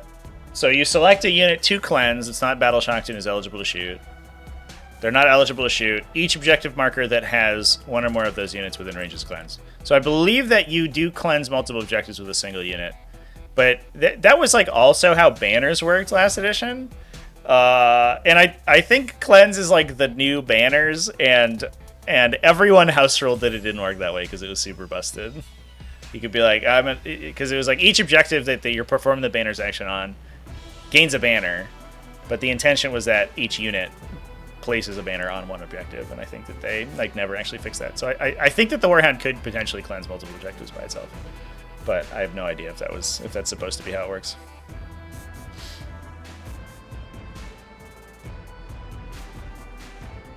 Mostly because it checks for the objective, not checks for the unit performing the action.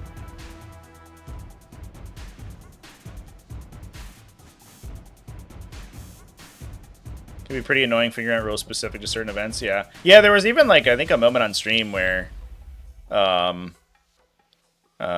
where Steve Box got like,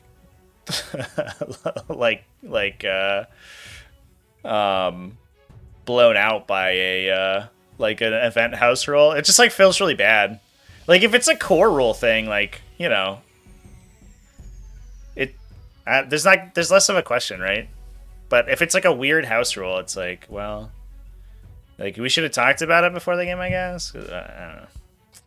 It is what it is. Like that's the only time every year he's gonna actually like interact with the rule that works that way. So like him not remembering it is not that is totally fair. GW needs a tech writer. They just need a development team. Is the problem. The issue is that they have like a design team and then they create rules, but then they don't have anybody to go through and ensure that they work correctly. They just like they make the rule, they spit it to playtesters for like a week, and then they print them, and that's it. But I don't know. I think that the issue is that like competitive play, I don't think is a big enough moneymaker to justify them having like a huge team ensuring all the rules are perfect, which is sad, but it is what it is.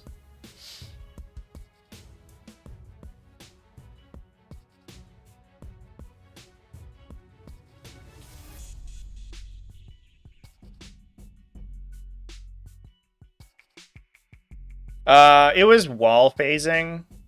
There's I guess the way that LVO rolled wall phasing, which is a whole can of worms in and of itself. I got a video on my second channel about wall phasing if you want to hear all my thoughts about it. There's the way that LVO rolled wall phasing is that if your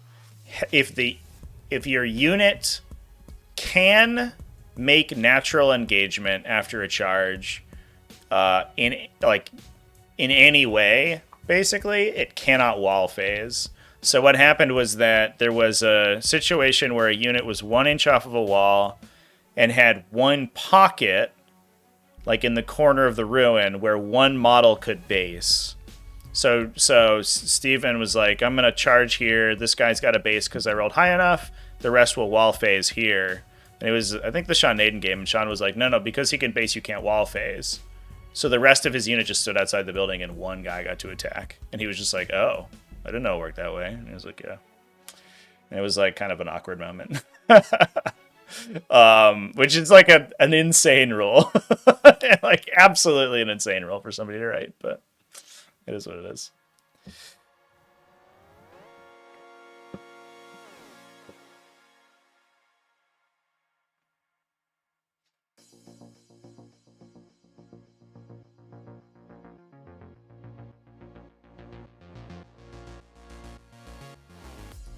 Yeah, it was all the wall phasing thing.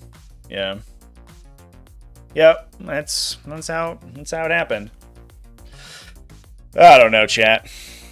That's like ultimately why I don't like house rules. Like I don't generally like really care so much about what the house rules are.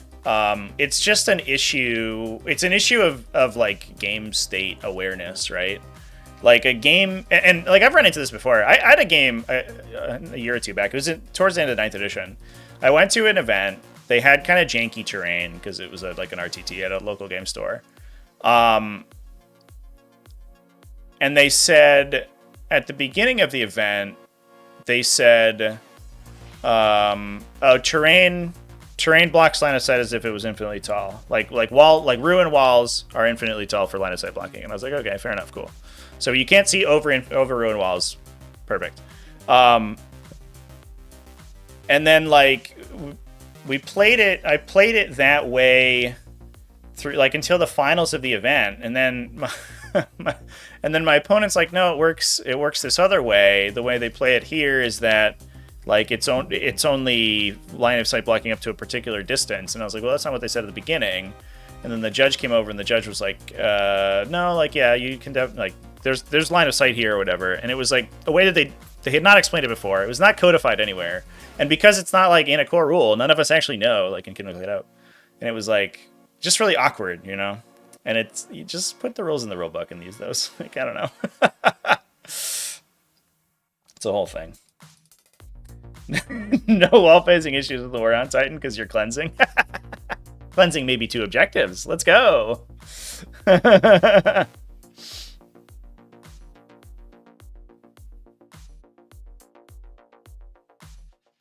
Judging team is not very strong on the rules either. Yeah, it's tough.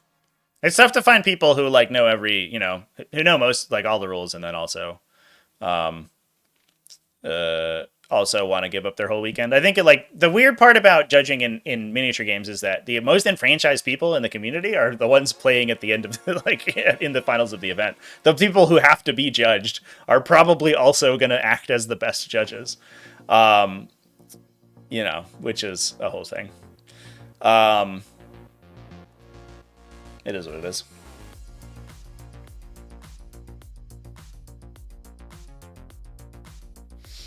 The solution to problems like that are worse than the original problem. Yeah, no, 100%. A good example of that is like the old extended engagement rules, right? Where you you extended your engagement if your melee range was drawn over ruin, so you could bounce in and out of melee with your consolidation just by like moving over the corner of a ruin or not. Absolutely nuts. That was. Let me tell you, flying hive tyrants are really broken for like a solid month before they changed that. The worst rule in the game. It was so bad. You could like situationally make 8-inch charges out of deep strike as long as your opponent's like the lip of your opponent's base was like over the corner of a ruin. Absolutely insane. What a nightmare. Oh my god. Any Vanguard do well at LVO? Yeah, there's a Vanguard at top 16. They lost to Ben Sherwin in the Shadow round. Unfortunately, I think it was another like miscommunicated house rule. He had a unit of Centurion Devastators behind a wall, but the wall had like a big hole in it, and Ben was like, "I'll shoot those guys," and he was like, "Oh, I thought that was like counted as close." It was, I don't know what to do now. It's definitely like a huge door in the wall, so I don't know. I liked the FLG like new printed terrain stuff is really cool. The stuff they showed on stream, but I don't think it was. There's a lot of gaps in it, which you have to like house roll around, which is always kind of weird.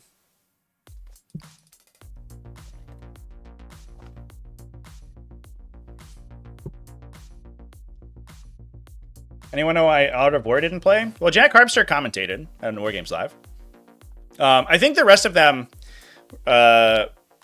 Like they hadn't played in a ton of events this year, which I think is totally fair because like edition transitions are super tough, and also like being like it sounds weird, but it's definitely experienced the same thing. Like being a content creator for 40k means you don't actually get to play as much 40k.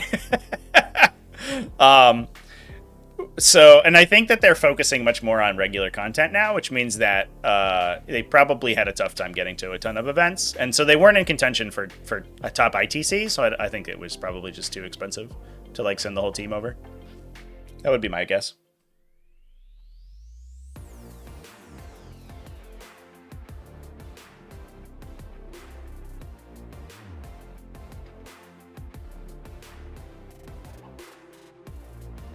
Game was not won by screening at the monolith by millimeters, so it happened to play by intent. I don't know if that was an intention thing. I'm not sure that Fulgur actually knew that was possible. I wasn't listening to player mics at the time, but I think he just got caught out by a detachment he hadn't really seen before.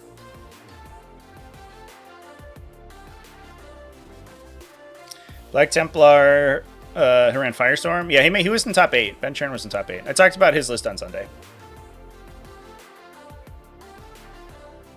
You officially go as a content creator? Well, there's no like official bar you have to climb. You just have to make content. If you create content, you're a content creator. Doesn't matter how many subscribers you have. It's like I am full time on the channel, and that is like a lot of work. So it you know it is it's tough to get out and like just play games for the jollies of it, right?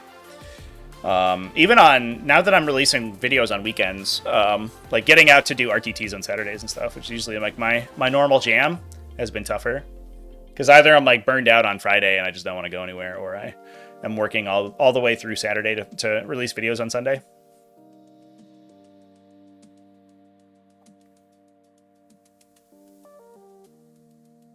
They talked about the 3-inch deep strike, and he said he was screening for the 9. Yeah, I gotcha. So they did play it by. They played exactly by intent. His intent was to screen out a 9-inch deep strike, and so Matt was like, "I'll do a 3, I guess."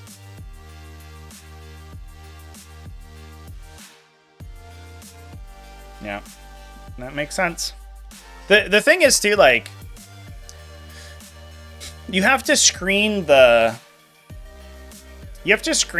army in such a weird way too, because you have to screen like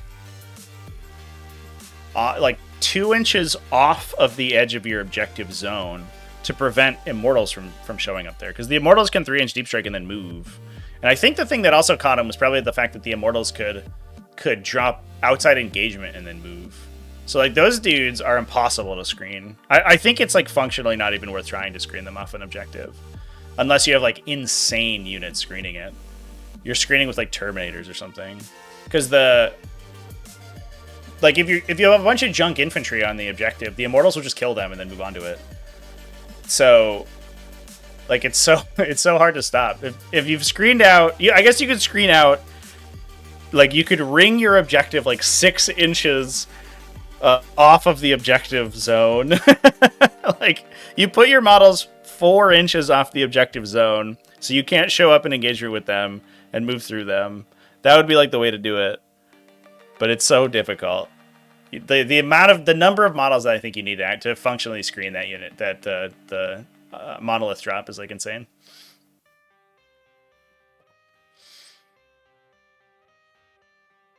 Between Nexus, Invasion Fleet, and Vanguard, which is better? Invasion Fleet for sure. I think Invasion Fleet is sort of demonstrably better. Vanguard's cooler, in my opinion, but it's a little bit awkward. Parked a Night Spinner back there. Yeah, that's probably the game plan for sure. He was just worried about the Night Spinners eating Death Rays. He was trying to keep him safe from the Death Rays. Monolith cannot hang over the edge, no, because it's not an aircraft. So the benefit of the Harridan is it's aircraft, so it only uses its base. But monsters and vehicles, non-aircraft monsters and vehicles use or I guess that's not true. The benefit of the Harridan is it's a monster. Vehicles that are not aircraft always use their model for measurement, unless they're walkers.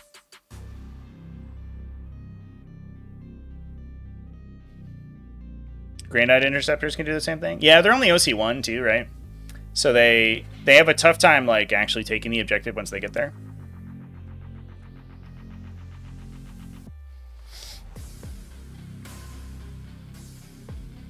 So I think their army row working in no man's land fixes the AP issue. I think it goes a long way.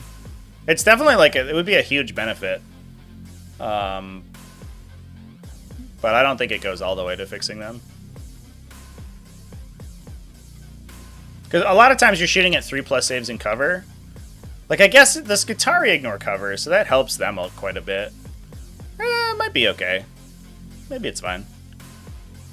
The stuff that ignores cover, AP1's very valuable. But if you don't ignore cover, AP1's like kind of worthless. Because cover just Armor of Contempt it, basically. Where's Inky? She was ready at the beginning of the video.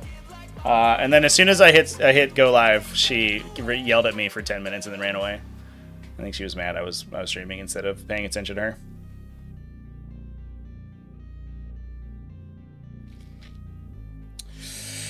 All right, chat. I think it's that's probably wrap up time. Take a list at your Tau list. We can take a list at your Tau list, chat. Or Noah. Before we close things out. I assume that your BCP name is the same as your YouTube name.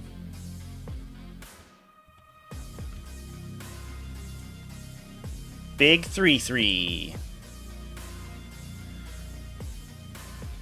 Fireside, Cold Star, ooh, Enforcer with precision. Is he like the problem solver guy? I always like the little one-off dude who just like drops in and blows up a unit of 5 Space Marines or something by himself. I like that dude. Also Dark Strider, Breacher Team and Devilfish, 1 Broadside Battlesuit unit, the big one of 3, 6 Crisis Battlesuits, 3 Crisis Battlesuits, 2 Ghost Kill Battlesuits, the Pathfinder team for Dark Strider, Stealth and 2 Tetras. Classic. A classic list. I like the Enforcer battlesuit, though. That guy's cool. Perma Armor of Contempt on a 2+ save. That's a hell of a drug. It's funny. I feel like the commanders have like kind of they don't have a lot of wounds. T5 6 wounds is not really the profile you expect from like these guys are on like 60 mil bases, right? They're like big dudes. And they're like basically just the same defensive profile as a Space Marine character. A little Space Marine character from a 40 mil base. It's kind of funny.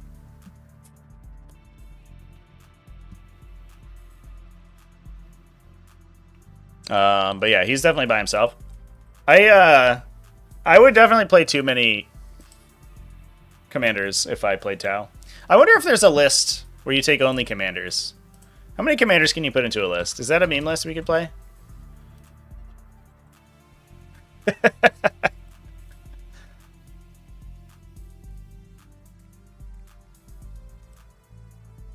My new recruit's not working. Alright, well, we'll figure it out later, I guess. Come back, new recruit. Oh, well. Ripperonis. Oh, that might be on the docket. We got some funny ones coming up, though. My next one's going to be about Blood Crushers. I played all Blood Crushers. And we'll do one about 5 probably, and we'll do one... I've got a couple other ones cooking.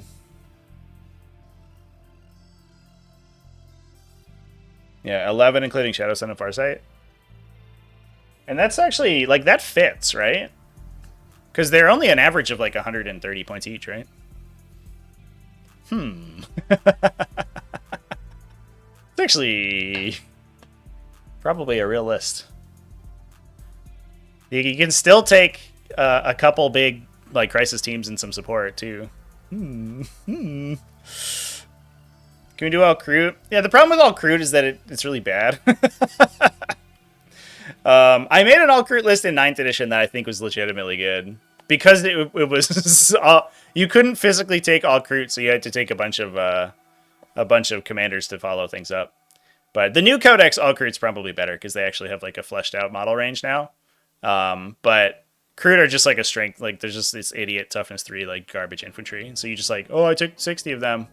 Look at me. It's not that exciting.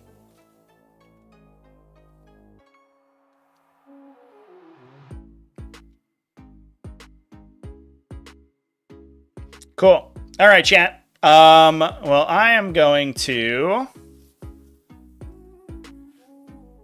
Wow, so the Enforcer solos a 12-wound vehicle by himself? That's nuts. I guess he wins on 4s. He doesn't have, like, wound rerolls, though, right? He's just hoping for the best. Oh, but he's +1. He's +1 to wound, right?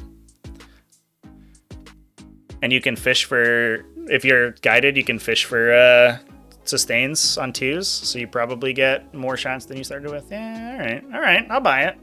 You just have to not explode when you overcharge all your guns. 9 generic commanders is 900.